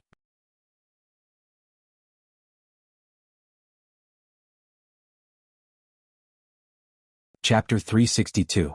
The things that Rinpoche brought back this time were actually the products of poverty. They were bone arrows used by the winged cavalry. As Dayo couldn't afford to use iron arrowheads, these bone arrows were very hard and stable. There were many arrows made from these bones when hunting in the mountains. When Rinpoche came back, he brought a few with him to the laboratory on Earth. Actually, he had another idea which he only thought of when he came back. He wanted to bring back the corpse of an earth wheel expert. Presumably, he would be able to obtain a lot of important things from their corpses, including directions for training. This was something that he needed. After understanding the progress of the laboratory, he realized that there wasn't much progress on the saber. However, he heard another piece of news. Some of the people on Earth were practicing the martial arts he brought back, and the fastest ones had already reached the man-will level. Even he was surprised by this speed. However, it wasn't that difficult to understand after thinking about it. The so-called man-will level was when the body had reached a certain level of training and blood essence was transformed into qi. Some of the elite soldiers and even martial artists on Earth shouldn't be far from this step. There were definitely many such elites among the people in China who chose to practice martial arts. Therefore, it wasn't impossible for them to reach the man-will level in a short period of time with sufficient logistical support. Fortunately, he never felt that the people on Earth were a threat. Therefore, he was happy to see it happen. The more he analyzed and understood martial arts through modern technology, the more helpful it would be for him. 2 days later, that villa became Rinpoche's. There were 4 bedrooms, 2 living rooms, 2 swimming pools and a huge garage. Furthermore, the forest park was next to it and the air was good. He didn't have to smell the pungent and turbid air every time he came back. Recently, Rinpoche's nose had been itching, and he suspected that he was going to get rhinitis. Rinpoche couldn't help but shudder at the thought of his mucus hanging from his nose every day. That scene was simply unbearable. To Rinpoche, the greatest significance was that he would have a place to store his firearms in the future. Secondly, he might be able to tempt the Empress to swim.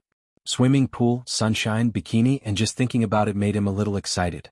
As for the 1,800 square meters of garden, he didn't really care about it. The garden in the palace was much bigger than this.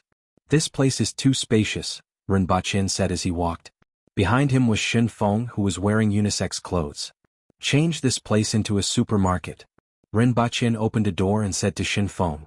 Although Shin Feng was usually expressionless, she was a little shocked when she heard this request. Setting up a supermarket in your own villa, your brain circuit is too strange. The surrounding shelves are filled with all kinds of snacks, candies, chocolates, popcorn, potato chips, yam tablets. There are 2 freezers in the middle for all kinds of ice cream. Shin Feng took out a recording pen and recorded everything that Rinpoche said. Her face was bright and full of expression. Actually, when I was young, my biggest wish was to open a supermarket at home. Rinpoche couldn't help but reminisce about his lost childhood. My second wish is to open a barbecue shop, so prepare the barbecue equipment for me as well. Boss, what should we do with the things here? Shin Feng asked as she pointed at the cabinet, bed, desk, and chair in the room. Up to you. If you like it, you can take it.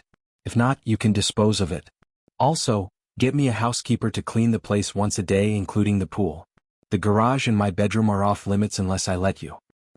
Lastly, when I'm not around and there's no one here, will there be any problems? Rinpoche asked after thinking for a while. The security here is very good, so don't worry, boss, Shin Feng immediately replied. With Rinpoche's identity, even if he lived in the most chaotic place, there would be people who would make the security there very good. That's good. Rinpoche nodded. He was well aware of Shin Feng's identity and had already guessed it during the recruitment. When he was recruiting, 11 out of the 10 people who were sent to him were sent by certain departments. They wouldn't let go of this opportunity. That night, a truck arrived at Rinpoche's new villa and moved a few boxes into his garage. Rinpoche opened the boxes and checked them before tying them up again and bringing them back to Dayo. The next morning, when the Great Xia army was attacking the city, they saw that banners with words were hung on the city wall again. The Great Xia army at the front didn't pay much attention to it. The casualties these few days had already shown that very few of those who rushed up the city wall survived. If it weren't for the fact that these Great Xia soldiers were well trained and that there was a law enforcement team behind them, they would have already started to flee. Even so, there were people who took advantage of the night to escape over the past 2 days. However, they ended up being hung on the pillars as a warning to the public. Under such circumstances, it was better for them to seize the last moment to look at the place where they were about to be buried than to care about what was written on that piece of paper. Believe in Dafu, it can save my life.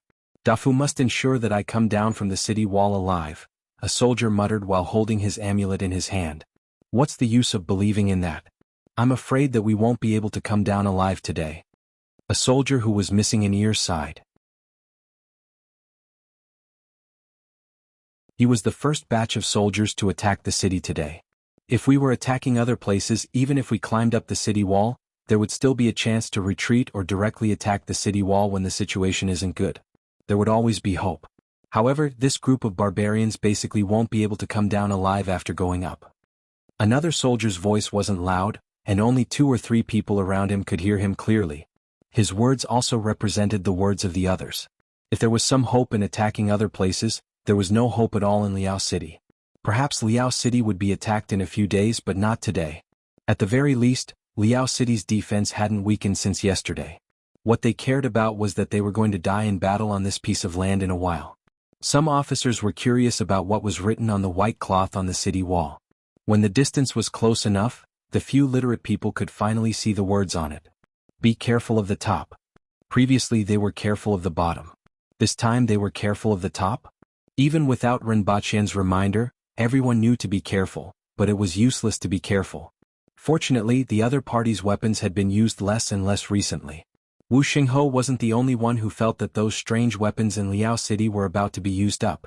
In less than 15 minutes, Wu Xingho received the news. Be careful of the top? Subconsciously, he thought of the things that had fallen from the sky and exploded. They are preparing to take out their last weapons. Wu Xingho laughed. Since the other party didn't use them yesterday, he knew that they didn't have much left. Today's banner was just to dazzle people's eyes. Continue to attack the city and get the master archers ready. Wu Xingho waved his hand. Following his order, a loud and clear howl sounded from the Great Xia army. Kill, kill, kill. The Great Xia soldiers raised their spears and shouted 3 times. Then they carried the newly made ladder up the city. Watch carefully how to use this little thing. Rinpoche held a small melon in his hand. He demonstrated it to the more than 20 winged cavalry warriors around him. First, hold down the handle here and then pull out the ring. Remember, the ring must be pulled out and the handle must be held down. In a while, if anything goes wrong, I will let him know what it means to flutter in the wind. If he doesn't die, I will strip him naked and hang him in the city. I will get someone to draw an elephant for him and hang him there until the Great Xia army retreats.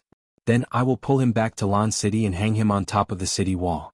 If you want to show off your size, you can consider doing it wrong on purpose. The winged cavalry warriors looked at Rinpoche and smirked.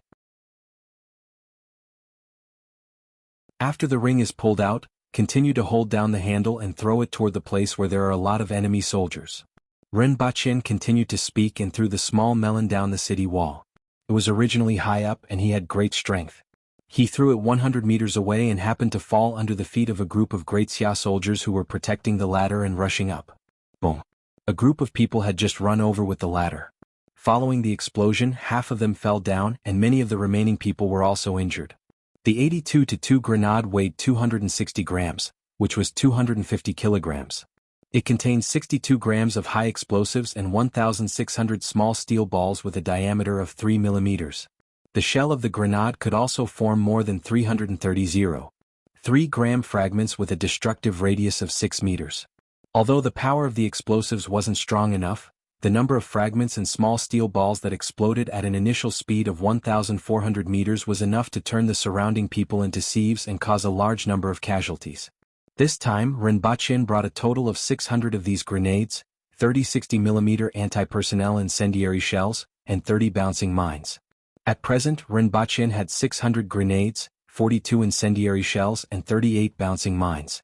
Each person will take 10 grenades and use them when the enemy attacks in a group. This will immediately disrupt the momentum of the enemy's attack. After Rinpoche gave his instructions, more than 20 winged cavalry warriors used their shadowless hands like more than 20,000 armed guanyin. In the blink of an eye, 2 boxes were emptied. Then they spread their legs and disappeared.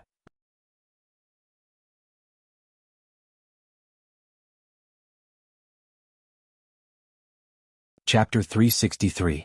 Great Xia had just launched their attack and arrived at the foot of the city wall when they were showered with muskmelons.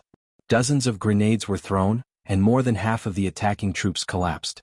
There were all kinds of screams below the city wall. Even though some of the Great Xia soldiers didn't die, their bodies were like sieves and they probably wouldn't live for long. Some of them were slightly better off and had some injuries on their bodies. Believe in Dafu, protect the whole family and obtain eternal life. A Great Xia soldier fell to the ground with one hand holding the amulet on his chest. His eyes were filled with ecstasy. His injuries weren't light or serious. There were many wounds on his body, but they weren't in vital areas. He definitely wouldn't be able to fight on the battlefield, but he wouldn't leave behind too much of a problem. After recuperating for 10 days to half a month, he would be a good man again. In the largest tent of the Great Xia barracks, Wu Shengho smashed the table in front of him with an ashen face. Just yesterday he said that the other party had exhausted their limited tricks. Just now he said that the other party didn't have any new tricks, but the other party immediately took out a new type of weapon. Although the method of killing was very similar from the soldier's description, it was different from the previous one. It was much smaller and less powerful. There were more people on the battlefield but fewer people died. However, there were hundreds of injured soldiers. Now, there were more than 3,000 injured soldiers in the barracks. All of them were pierced by the shrapnel of the other party's weapon, and many soldiers were infected. Now Wu Shengho hoped that when the rations were delivered, he would be able to bring these injured soldiers back. Leaving them here would affect the morale. Continue to attack. I want to see how many they have. Wu Shengho gritted his teeth. He didn't believe that the other party still had many such exquisite weapons. In addition, get the scouts to pay attention to the south. If the convoy comes over, inform me immediately. Very soon, the sounds of fighting and weapons colliding could be heard from Liao City. However, every time the Great Xia soldiers reached a certain level, a few winged cavalry warriors would throw a wave of grenades down to interrupt the subsequent attacks. Then they would slowly clear up the enemy troops on the city wall. After a few times of this, the Great Xia soldiers almost vomited blood. How was this a siege? It was simply a suicide mission. Of course, such a consumption wasn't small. Before evening, the 300 grenades were used up. Yun Nation, Qingfeng City. Ziheng, I am irreconcilable with the Xia kingdom. After a strong man entered the inn with Gu Ziheng, he began to curse with a sullen face. Rinpochen was very familiar with these two men as they were the shopkeepers of the caravans that he learned marketing from. Not bad. You guys are lucky to be able to come back, said another middle-aged man, Gu Ziheng. My things and money are all gone. I only brought back 2,000 taels of gold ingots. If I didn't run fast enough, I wouldn't even have brought these back. The person who spoke was called Tang Feng, and he was the shopkeeper of the merchant caravan that went to Great Xia previously. When Great Xia and the aboriginals were at war, he didn't receive any news. However, he soon felt that something was amiss. One night, he discovered that someone was following him, and he immediately captured that person. After finding out that it was someone from the military, he immediately felt that something was amiss. Out of Xia and Ren of the soldiers of Xia of the with the caravans of. However, before he could escape the city, the soldiers from the military caught up with him. Tang Feng and his subordinates fought a great battle with the soldiers of the military. In the end, out of more than 50 subordinates, only about 20 people followed him from the border between Great Xia and the Yun Nation to the Yun Nation and found Gu Ziheng. Speaking of which, he also felt guilty. If he hadn't been more vigilant after traveling all these years, he probably wouldn't have been able to return this time. Unfortunately, at least 200,000 taels of silver had been lost. The 2,000 taels of gold ingots he had brought back was equivalent to 20,000 taels of silver. In other words, he had only brought back 1/10 of what he had brought back. But at that time they only had this amount of gold on hand. The rest of the silver was too much. If they wanted to take the silver with them, they wouldn't be able to run back. When Her Majesty fights back, you can naturally take it back even more aggressively, Gu Ziheng said while taking a sip of the tea leaves. How's the situation in the Yun Nation? Tang Feng asked. I'm more familiar with this place than you are. In my opinion, they will quarrel for a while. Gu Ziheng smiled. The Yun Nation was somewhat different from Great Xia and Deyo. The Yun Nation was more like an aggregation of all the cities. The ruling power of the imperial court was relatively low. On the other hand, the cities in the Yun Nation were governed by warlords. Each warlord had the power to decide life and death within the boundaries of the city. If the imperial court wanted to send orders to their subordinates, the warlords would have to agree to it. Therefore, when something happened, the Yun Nation's response was the slowest. We will rest for a day before setting off. Be careful too, Tang Feng reminded him. Understood. After you leave, I will move to another place. The warlords here are irritable and impulsive. Who knows what they will do? If it weren't for the prosperity of this place, I wouldn't have stayed here. Now that the situation is chaotic, I have to make some preparations. You rest first.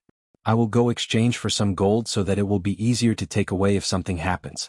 After Gu Ziheng finished speaking, he placed the teacup on the table and pushed the door open. One day later, Gu Ziheng sent Tang Feng off. As soon as he returned to the inn, he found that it was surrounded. After discovering him, they came to greet him. "Everyone, what's the matter?" Gu Ziheng brought a few tall and strong subordinates with him. Most importantly, Gu Ziheng himself was at the earthwheel level and his subordinates were at the manwheel level. This made the soldiers more or less cautious. "Are you merchants from Dayo? The warlord heard that you brought some rare treasures this time and wants to see them," one of the soldiers said. "Just a meeting. Is there a need for so many people?" Gu Ziheng looked at the hundreds of people surrounding the inn. There were a few people standing not far away, all of whom were at the earthwheel level. His face was gloomy. Seeing this posture, he understood what was going on.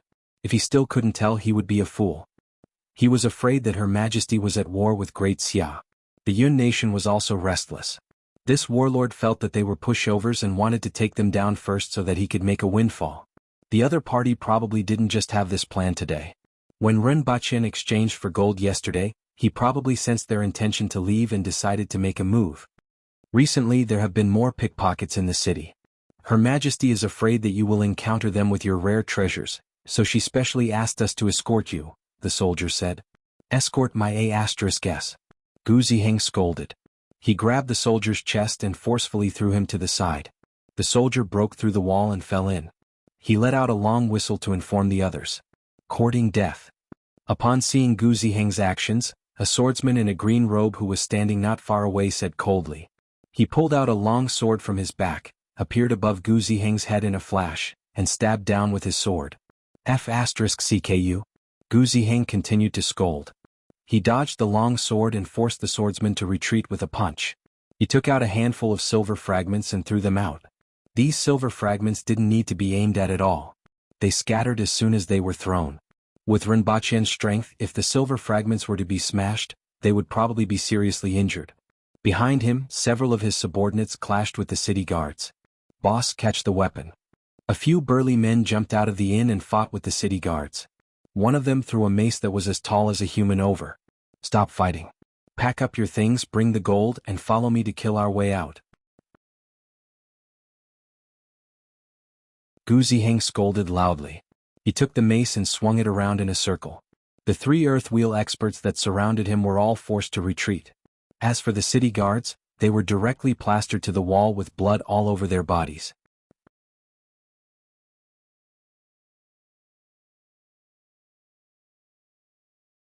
Chapter 364. Are these the mirrors and cups that the barbarians brought? A middle-aged man with a long beard was playing with a glass cup. There was a silver mirror on the table next to him. "Yes, sir. I don't quite believe that those barbarians could come up with these things," the middle-aged man said doubtfully. "They belong to Sir now." "Not bad.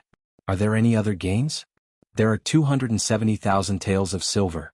There are 17 mirrors and 42 cups like this. Send them to the treasury."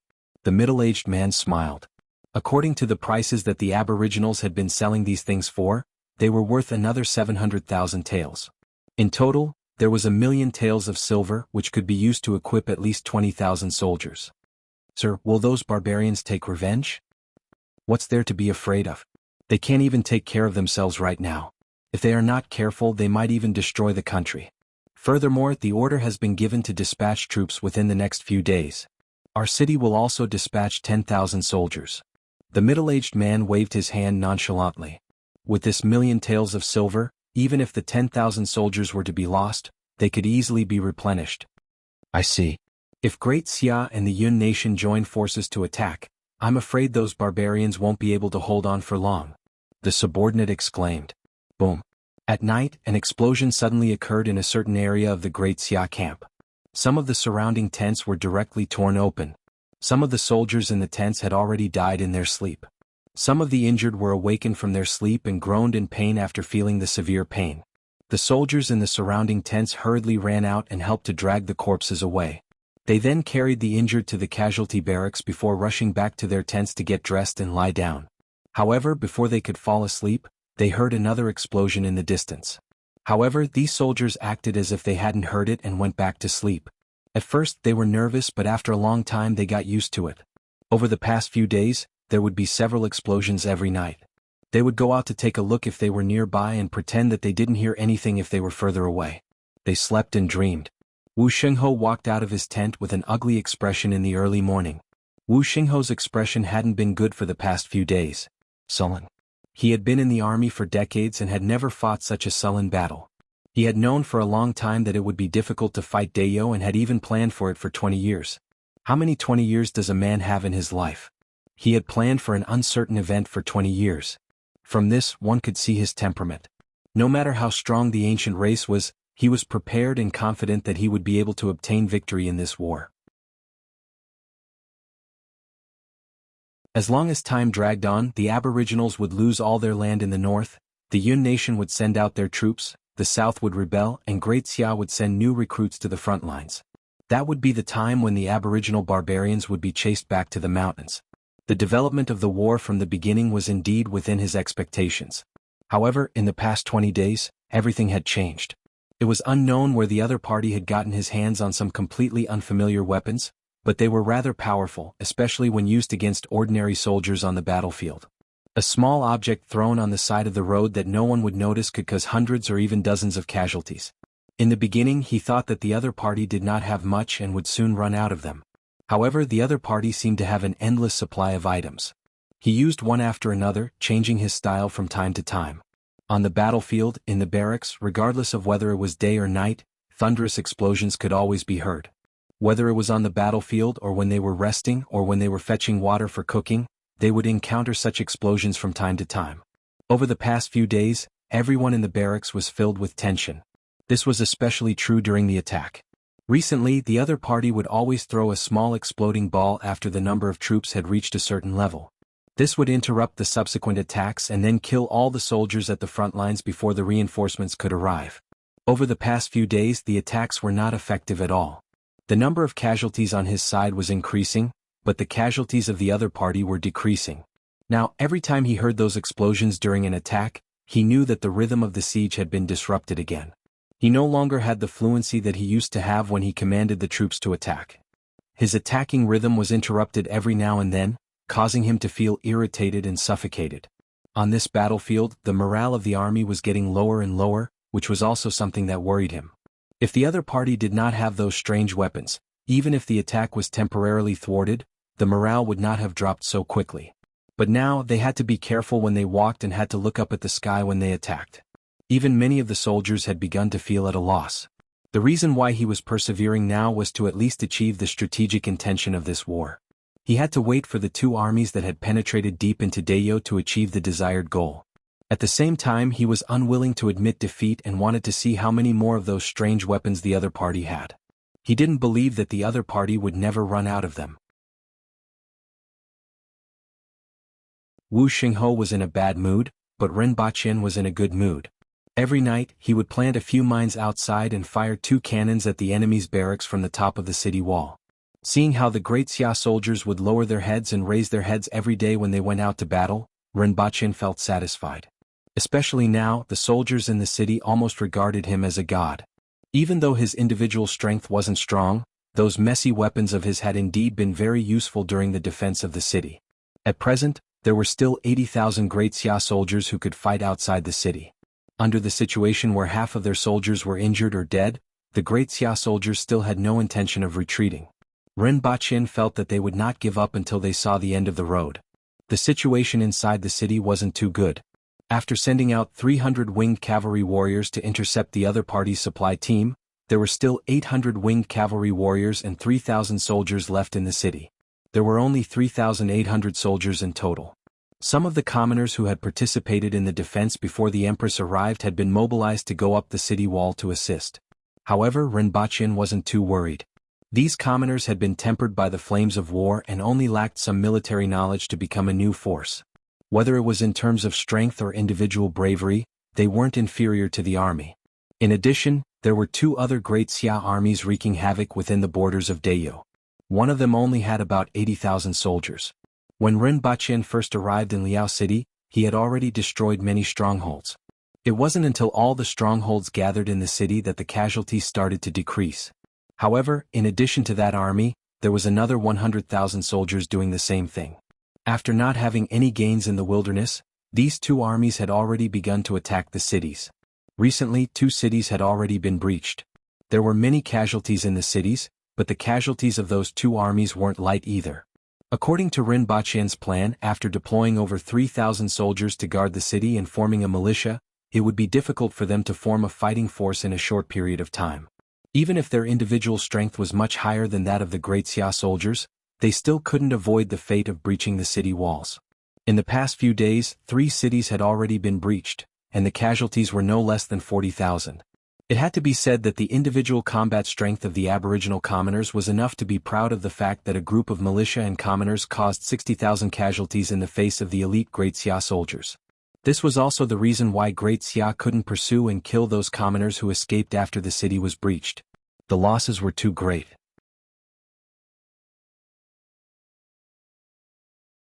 At the same time, 3,500 soldiers were on standby, ready to rendezvous with the reinforcements from the Protectorate of the South and give the 120,000 Great Xia soldiers a fatal blow. The reinforcements would be able to rendezvous with the 3,500 soldiers in 7 days. 85,000 against 120,000. Even if Great Xia won, the remaining soldiers wouldn't be able to do anything other than withdraw. Furthermore, Great Xia might not necessarily win. Ren Baqian strolled to the side hall of the city commander's residence. The 2 radio stations were there, and the other radio station had been taken away by the winged cavalry that went out to intercept the Great Xia soldiers. Any news? Ren Baqian went in and asked. Not yet. The Empress and Li Chenxiu's guards were in charge of the operator in the side hall. Ren Baqian nodded. Just as he was about to turn around and leave, he heard a rustling sound coming from the radio station. Following which, a voice said, "This is the Protectorate of the Northeast. Is Principal Ren around? Looking for me?" Ren Baqian was slightly puzzled. He walked back to the radio station and asked, "Yes, I am. What's the matter?" "Sir, I'm Tang Feng." The person in front of the radio station had changed. "Aren't you in Great Xia? I was still wondering if you had made it back. I didn't expect you to be in the Protectorate of the Northeast." Ren Baqian was telling the truth. He had really thought about the situation with the caravan, but unfortunately, it was difficult to transmit messages. At that time he hadn't brought back the radio station. Although the Yabao could be used, it was expensive and was only used to transmit messages between cities. Later on he could only hope that they were lucky enough to return safely with his money. Now that the supply of medicinal herbs had been cut off, the Empress was bankrupt, and her treasury was only left with the money to maintain the palace and the guards. "Sir, not only am I back but even old Gu is back. However, he is still bedridden. I'm afraid he won't be able to wake up for at least half a month," Tang Feng said. Ren Baqian frowned. Old Gu was Gu Ziheng and he should be in Yun City now. Even he had gone to the Protectorate of the Northeast. What had happened? One had to know that after the war with Great Xia, he knew that his mirror and glass cup were no longer in Great Xia. He only hoped that the Yun nation would bring him some silver taels. One had to know that without money there would be no medicine. Without medicine he wouldn't be able to level up. If he couldn't level up, he wouldn't be able to marry the Empress. If he couldn't marry the Empress, it would be more serious. Was he supposed to become a great sorcerer? "Sir, I didn't even bring the money back. Was robbed. I only brought back 2,000 taels of gold from Great Xia. The rest were robbed. Old Gu was slightly better than me and barely managed to escape with 5,000 taels of gold. The rest of the goods and silver were robbed by warlord Qing Feng." Ren Baqian's eyes widened when he heard this. He was counting on this money to train, and now it was actually robbed? The metal chain crawled out from his head, slithered to the ground, wrapped around the stool next to him and then raised it up high. Everyone in the side hall couldn't be bothered to look at Ren Baqian's emoticons anymore. All of them were looking at the metal chain swaggering around the stool and exclaiming in admiration. How much was robbed? Ren Baqian squeezed out a few words from between his teeth. He didn't care about the money that wasn't sold, but the money that was sold was his hard-earned money. It was actually robbed? This was intolerable. About 500,000 taels. Tang Feng said a number that made everyone shudder with fear. This was 1/14 of Dayo's annual income and the Empress's income for 4 years. "Say it again, who robbed it?" Ren Baqian gritted his teeth and asked. "I escaped from Great Xia's Jirua city, and the one who robbed it was the military there. Old Gu escaped from Yunguiqing's Feng City, and the one who robbed it was the warlord of Qingfeng City." After hearing this, Ren Baqian turned around and walked away, dragging a stool behind him. The sound of the stool bumping against the ground didn't attract Ren Baqian's attention at all. Your Majesty, your money has been robbed. The Empress, who was watching a television series and eating popcorn, raised her head and was somewhat puzzled. A total of 1,000,000 taels. Rinpoche stretched out a finger. The Empress's eyes widened all of a sudden. It's those mirrors and glasses that I asked the caravan to bring over previously. I wanted to sell them to replenish the imperial treasury. A total of 1,000,000 taels were robbed by the warlord of Jianghu. Boom! The table in front of the Empress was smashed into pieces. Great Xia also robbed a portion of it. However, the Empress obviously didn't notice his last sentence. Her attention was completely attracted by the words, 1,000,000 taels to replenish the imperial treasury, and warlord of Qingfeng City. He actually dared to. The Empress's hair stood on end as she spat out each word through gritted teeth. Your Majesty, it seems like the Yun nation is going to send troops. Rinpoche first talked about serious matters. From this incident, it could be seen that the Yun nation had already made up its mind. Otherwise, how could a warlord be so bold? The Empress calmed down after hearing this, but it was still difficult to quell the anger in her heart. She had always been the one robbing others, but today she was actually being robbed? And it was even 1,000,000 taels? How much could she do with 1,000,000 taels? However, before dealing with the Yun nation, we can first send experts to deal with the warlord of Qingfeng City.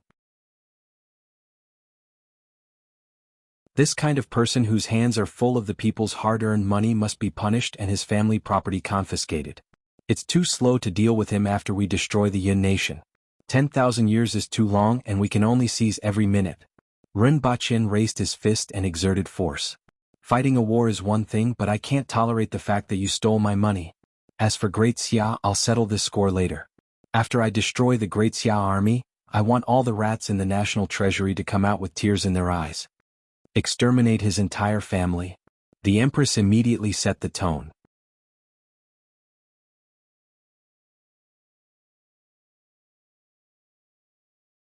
Chapter 365. Sir Ren? Sure, who shouted a few times to wake Rinpoche up from his daze. What's the matter? Rinpoche turned to look at Hu inquisitively. Rinpoche had been in this state for a few days. Ever since he found out that his money was gone, he had been racking his brains every day, making people wonder if he had suffered too much. Her Majesty is looking for you. Rinpoche nodded and hurried to the main hall of the city commander's residence. Your Majesty. Sir. When Rinpoche arrived, he saw the Empress eating popcorn and sharing some with Li Qianqiu.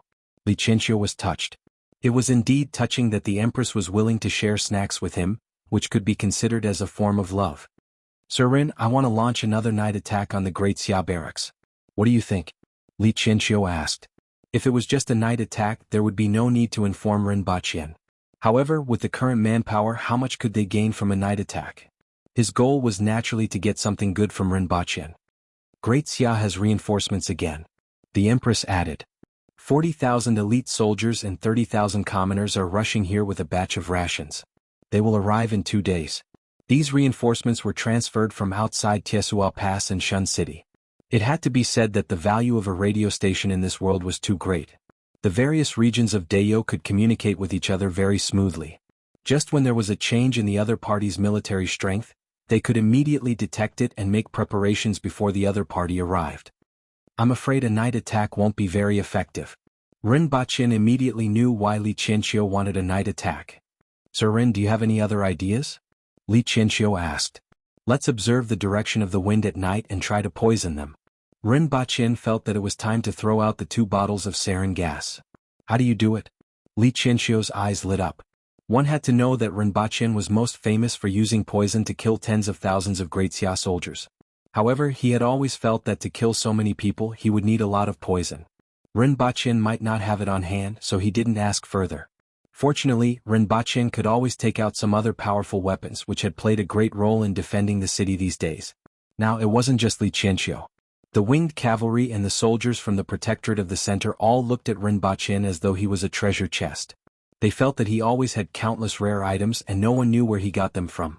Other than Rinpoche, Li Qianqiu felt that it would be Her Majesty. Airdrop. Rinpoche answered immediately. The airdrop had the largest surface area, and it also evaporated quickly. The only thing that made people worry was that they were on flat plains. The surroundings were empty, so how effective it would be. Previously it was used in valleys such as mountain streams, where the airflow was weaker than on plains. Even so, it was only able to poison 2,000 to 3,000 Great Xia soldiers to death at the White Dragon Stream, and this was when the other party was in a battle formation. Now that the Great Xia army had camped for several kilometers, it was hard to say how effective it would be in such a large area. Furthermore, there was wind on the plains, and the poisonous gas could be easily dispersed by the wind. Rinpoche's target was actually a few key areas in the Great Xia barracks. It would be best if he could poison the chief commander of Great Xia to death. It was a pity that the other party's chief commander hadn't shown up for a long time. Otherwise the Empress could directly kill him. At night, Rinpoche sat in his room and fiddled with his drone. Jianghu knocked on the door and said, "Sir, it's a southeast wind." "Got it." Rinpoche opened the door and asked someone to take the 2 drones. He took his bag and walked out, only to meet Li Qianqiu waiting outside. "Sir Ren, it's all up to you this time." Li Qianqiu cupped his hands. As long as they used the poison to eliminate half of the soldiers outside, Liao City would still be able to defend itself. Otherwise, more than half of the soldiers would be injured, and the remaining 70,000 soldiers of Great Xia and the newly replenished 40,000 elite soldiers would be in danger. In the city, a group of people traveled north under the light of torches. Before long, they heard the Empress's voice coming from the walkie-talkie. "Are you guys ready?" "Yes, I hope there's good news." Rinpoche smiled. Although this was what he said, he wasn't sure whether it would work or not. At the top of the city wall, Rinpoche began to hang bottles on the drone. He used the same method as the last time. When the crane tilted, he would pull off the mouth of the bottle, and the liquid in the bottle would naturally spill down. As the drone rose up, Rinpoche controlled it and flew toward the northern barracks. He went straight to the place where he had noticed a lot of guards when he used the drone to take a picture. Then he controlled the drone to turn the crane tilt and sprinkle the liquid sarin gas down. The liquid was dispersed by the wind in the air and evaporated when it was close to the ground. Li Qianqiu looked at Rinpoche's control with envy in his eyes. This thing was really useful. Even if it wasn't used to release poison, it could be used to check the other party's deployment during a battle. Buzz buzz buzz. A few patrolling Great Xia soldiers looked up and didn't care anymore. During the day there were many people and noises, and the drone wasn't easy to detect at an altitude of 600 meters. However, in the dead of night, the sound was easier to hear. Fortunately, the sky was dark, and even if they heard it, they wouldn't be able to see it. Instead, they would think that it was some kind of mosquito. A soldier turned over in his sleep. His breathing became heavier and heavier as if he couldn't breathe. Finally, he covered his throat with his hand but couldn't make a sound. Finally, he died painfully in his sleep. Not only him, but the soldiers in the surrounding tents were also in the same state. A patrolling general had just walked into a tent when he felt that something was wrong. The posture of the soldiers in the tent was too strange. All of them were covering their throats as if they were suffocating to death. "Enemy attack," that general shouted. Soon after, he felt that he had difficulty breathing, a headache and nausea. "Poison! Poison!" That general had a flash of inspiration. He quickly shouted, took out a ball of grass from his pocket, stuffed it into his mouth and stumbled out of the tent. After running for dozens of meters, he fell to the ground. That general's shout alarmed many people.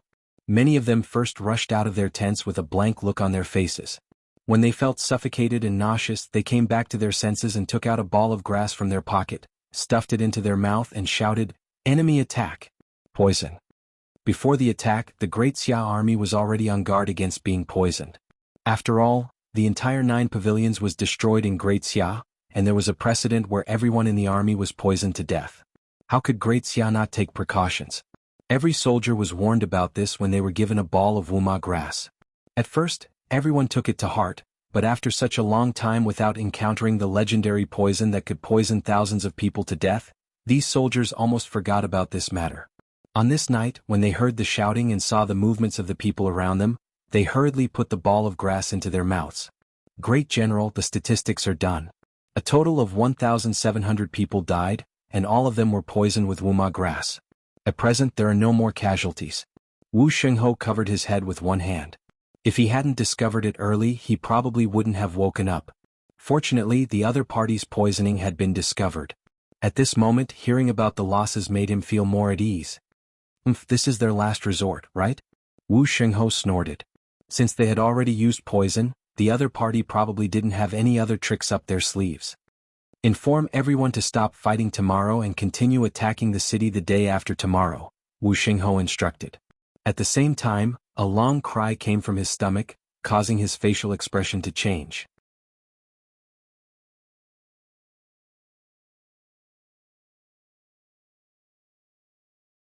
Chapter 366. Rinpochen looked at the photos taken by the drone, and his first reaction was that it was spectacular. It wasn't common to see tens of thousands of people suffering from diarrhea. Rinpochen could smell it just from the photos. Then his face turned ugly. It was obvious that the poisonous gas from last night didn't have much of an impact on the Great Xia army. After all, there were 2 bottles of sarin gas, but other than seeing a large number of soldiers squatting in the wilderness with diarrhea, there weren't any corpses. He only saw a batch of corpses being buried outside the northern barracks. With just a glance, he knew that the number was much lower than expected. Combined with the fact that the entire northern barracks were suffering from diarrhea, Rinpochen had a bad guess. Did the other party find a way to cure the poison? Otherwise, even if the effect of the poisonous gas wasn't good, it could be explained by the wind. How could the tens of thousands of Great Xia soldiers suffering from diarrhea be explained? Unless the other party used some kind of drug that had mild side effects, it was impossible for tens of thousands of soldiers to suffer from diarrhea. Most importantly, he didn't see any panic in the northern barracks, which meant that his expectations had been dashed yesterday. The other party's commander was fine. Otherwise, the northern barracks wouldn't have done nothing besides suffer from diarrhea. If you attack now, the effect might be better than a night attack, Rinpochen said to Li Qianqiu with a slight frown. This was just a casual remark. The northern barracks were suffering from diarrhea, but the other 2 barracks were fine. If the other 2 battalions were to make dumplings out of the dumplings after they left, then this little bit of manpower would be used up. After placing the drone and the base station in the room, Rinpochen took out the 2 mortars. Bring 6 artillery shells, Rinpochen instructed Jianghu. Now there were only 30 artillery shells left. Rinpochen had already been meticulous about using them as little as possible and only using them when they were needed. However, seeing that the northern barracks were squatting peacefully, Rinpochen felt that he needed to discuss them a little. The people in this world were actually very particular about using the toilet. In the barracks, there would be a public toilet at regular intervals. There weren't any tents near the toilets and it was completely open space. There were at least hundreds of such toilets in the Great Xia barracks. Now, tens of thousands of soldiers were squeezed outside these hundreds of toilets, and there were dozens of people waiting outside each toilet. Rinpochen's target was to randomly select a few within the range of the mortars. Then he adjusted the angle and inserted the artillery shells. Bang! Everyone in the Great Xia barracks was on the verge of collapsing from diarrhea. Even though the accompanying military doctors had brought along some medicine to treat diarrhea, they weren't prepared to treat tens of thousands of people. Yesterday, everyone was worried that they would be poisoned. Many people chewed the wuma grass and ate it, which made the diarrhea even worse. Many people had tightened their legs as soon as they walked out of the toilet, and they lined up outside while cursing. From time to time he would hear curses like, "I'm going to shit my pants, hurry up and come out." Just as a group of people were anxiously waiting for the toilet, a tragedy happened. 2 black dots fell from the sky with a piercing sound. Everyone was busy clamping their legs together so no one noticed it at all. Boom! Boom! The scene was too spectacular to be described in words. In 2 different places in the Great Xia barracks, the sea and the sky were the same color. Wanghai. The faces of the people who rushed over after the explosion twitched. Boom! Boom! It was another yellow sea. After the 6 shells were fired, 4 out of 6 hit the target. After the bombardment ended, everyone in Great Xia was furious. It was fine if they attacked during normal times, but they attacked today and specifically at these few places. 4 out of 6 shells hit the toilet. Even a fool wouldn't believe that the other party didn't do it on purpose. A group of people scolded Rinpochen for being immoral, too immoral. When Wu Xingho, who was in the military tent, heard this result, his face twitched for a long time. Finally, his forehead twitched as he said, "They only have this little trick up their sleeves. In my opinion, they are already at their wits' end. Now all they have to do is wait for the reinforcements to arrive tomorrow to break through Liao City in one fell swoop." After Rinpochen finished firing, he felt much better. In this world, there shouldn't be anything more comforting than blowing up the toilet while the enemy was queuing up to use the toilet. Rinpochen praised himself for being quick-witted. Then he began to consider the plan that he had been thinking about for the past few days. Since Great Xia had a lot of soldiers, he would get rid of their commander. Since he didn't know where the commander was, he would let him expose his position. Or, he could think of a way to send the bombs to his side. As for how to do it, when Rinpoche returned to Earth, he gave Yang Sen a call and said, "Make me a bomb that doesn't weigh more than 320 kilograms. There must be 100 to 150 kilograms of Class B explosives in it. Besides the outer shell, the rest should be steel balls. It would be better if it's steel nails. I want it in 3 days." Impossible. 3 days is definitely not enough. I can ask for instructions and give you a batch of conventional equipment like grenades or mines. Boss still owes me a few conditions. Rinpoche immediately used his trump card. Conditions were only considered conditions when they were spoken out. Just like money, it was only money when it was spent. After these conditions were used up, he would just have to get 2 better secret manuals in exchange for a few more conditions. Let me ask first. Yang Sen immediately hung up and went to ask for instructions. After 20 minutes, he called again and said, "Although it's very difficult, I believe that with the technology and manufacturing capabilities of our military unit, we will definitely be able to make it. Make the outer shell according to me. It's best if it's the same proportion as a human or a little bigger." Yang Sen was slightly stunned. He had never seen or heard of anyone who wanted to make a bomb with a custom-made outer shell. Was this the so-called self-detonation? Get someone to your department. I'm going over now. Rinpoche hung up the phone and headed straight for Shanghai. When he arrived at the Messier 87 building and saw Yang Sen, Rinpoche put forward his requirements. That bomb has to be detonated by remote control, and there must be a listening device inside. Give me a set of listening devices that must be able to receive signals within 5 kilometers. At the same time, there must be a walkie-talkie and a loudspeaker inside, preferably at the head position. The outer shell of the bomb has to be the same as mine, and the hair has to be longer like this. As for the style of the clothes, I'll draw it for you. Rinpoche's plan was to make a humanoid bomb that looked exactly like the 7th prince. With a statue of the 7th prince, the other party couldn't possibly suspect that it was a bomb, right? Then he would use some methods to arouse the enemy's interest, wait for them to bring the bomb back, and detonate it right next to the commander. This would be the so-called express delivery bomb. More than 100 kilograms of Class B explosives. One had to know that a grenade contained no more than 50 grams of TNT. 1 kilogram of TNT could make 20 grenades, and 100 kilograms could make 2,000 grenades. Class B explosives were a mixture of RDX and TNT, and were more powerful than TNT. When 2,000 to 3,000 grenades were bundled together and exploded at the same time, the speed of the explosion was close to 8,000 meters per second. The shock wave and the shrapnel inside. As long as the enemy commander was within 30 meters of the bomb, even a peak earth wheel expert would be turned into a mosaic. As long as the enemy commander was within 10 meters of the bomb, even a spirit wheel expert. Rinpoche thought about it and felt that it should be able to kill a spirit wheel expert, right? After all, he didn't know much about spirit wheel experts. From what he heard and understood, it was really hard to say. After all, an intermediate earth wheel expert could cut bullets with a knife. This wasn't the first time he encountered such a situation with an anti-aircraft machine gun. He completely relied on the firing speed and power of the anti-aircraft machine gun to smash the enemy into pieces. Above the intermediate earth wheel was the advanced level, and above that was the earth embryo realm. Above that, one had to break through the heavenly gate to become a spirit wheel expert. Spirit wheel experts were also divided into various grades. As such, he wasn't very confident. However, even if the bomb couldn't kill the enemy, it definitely wouldn't be a problem to seriously injure them. Rinpoche was slightly distracted. When he came back to his senses and finished drawing on the paper, he slammed the table and said, "This is the style of the clothes." Yang Sen looked at the thing on the paper and was speechless. 3 words appeared in his mind: "What is this?" You're tuning in to the Han Li's Wuxia Adventures YouTube channel. We're so grateful for your support, and don't forget to subscribe to join us on this incredible journey through captivating stories. Your generosity through donations truly makes a world of difference, as it's the primary source of revenue that allows me to expand and enhance this channel for you. Thank you from the bottom of my heart for being a part of this adventure.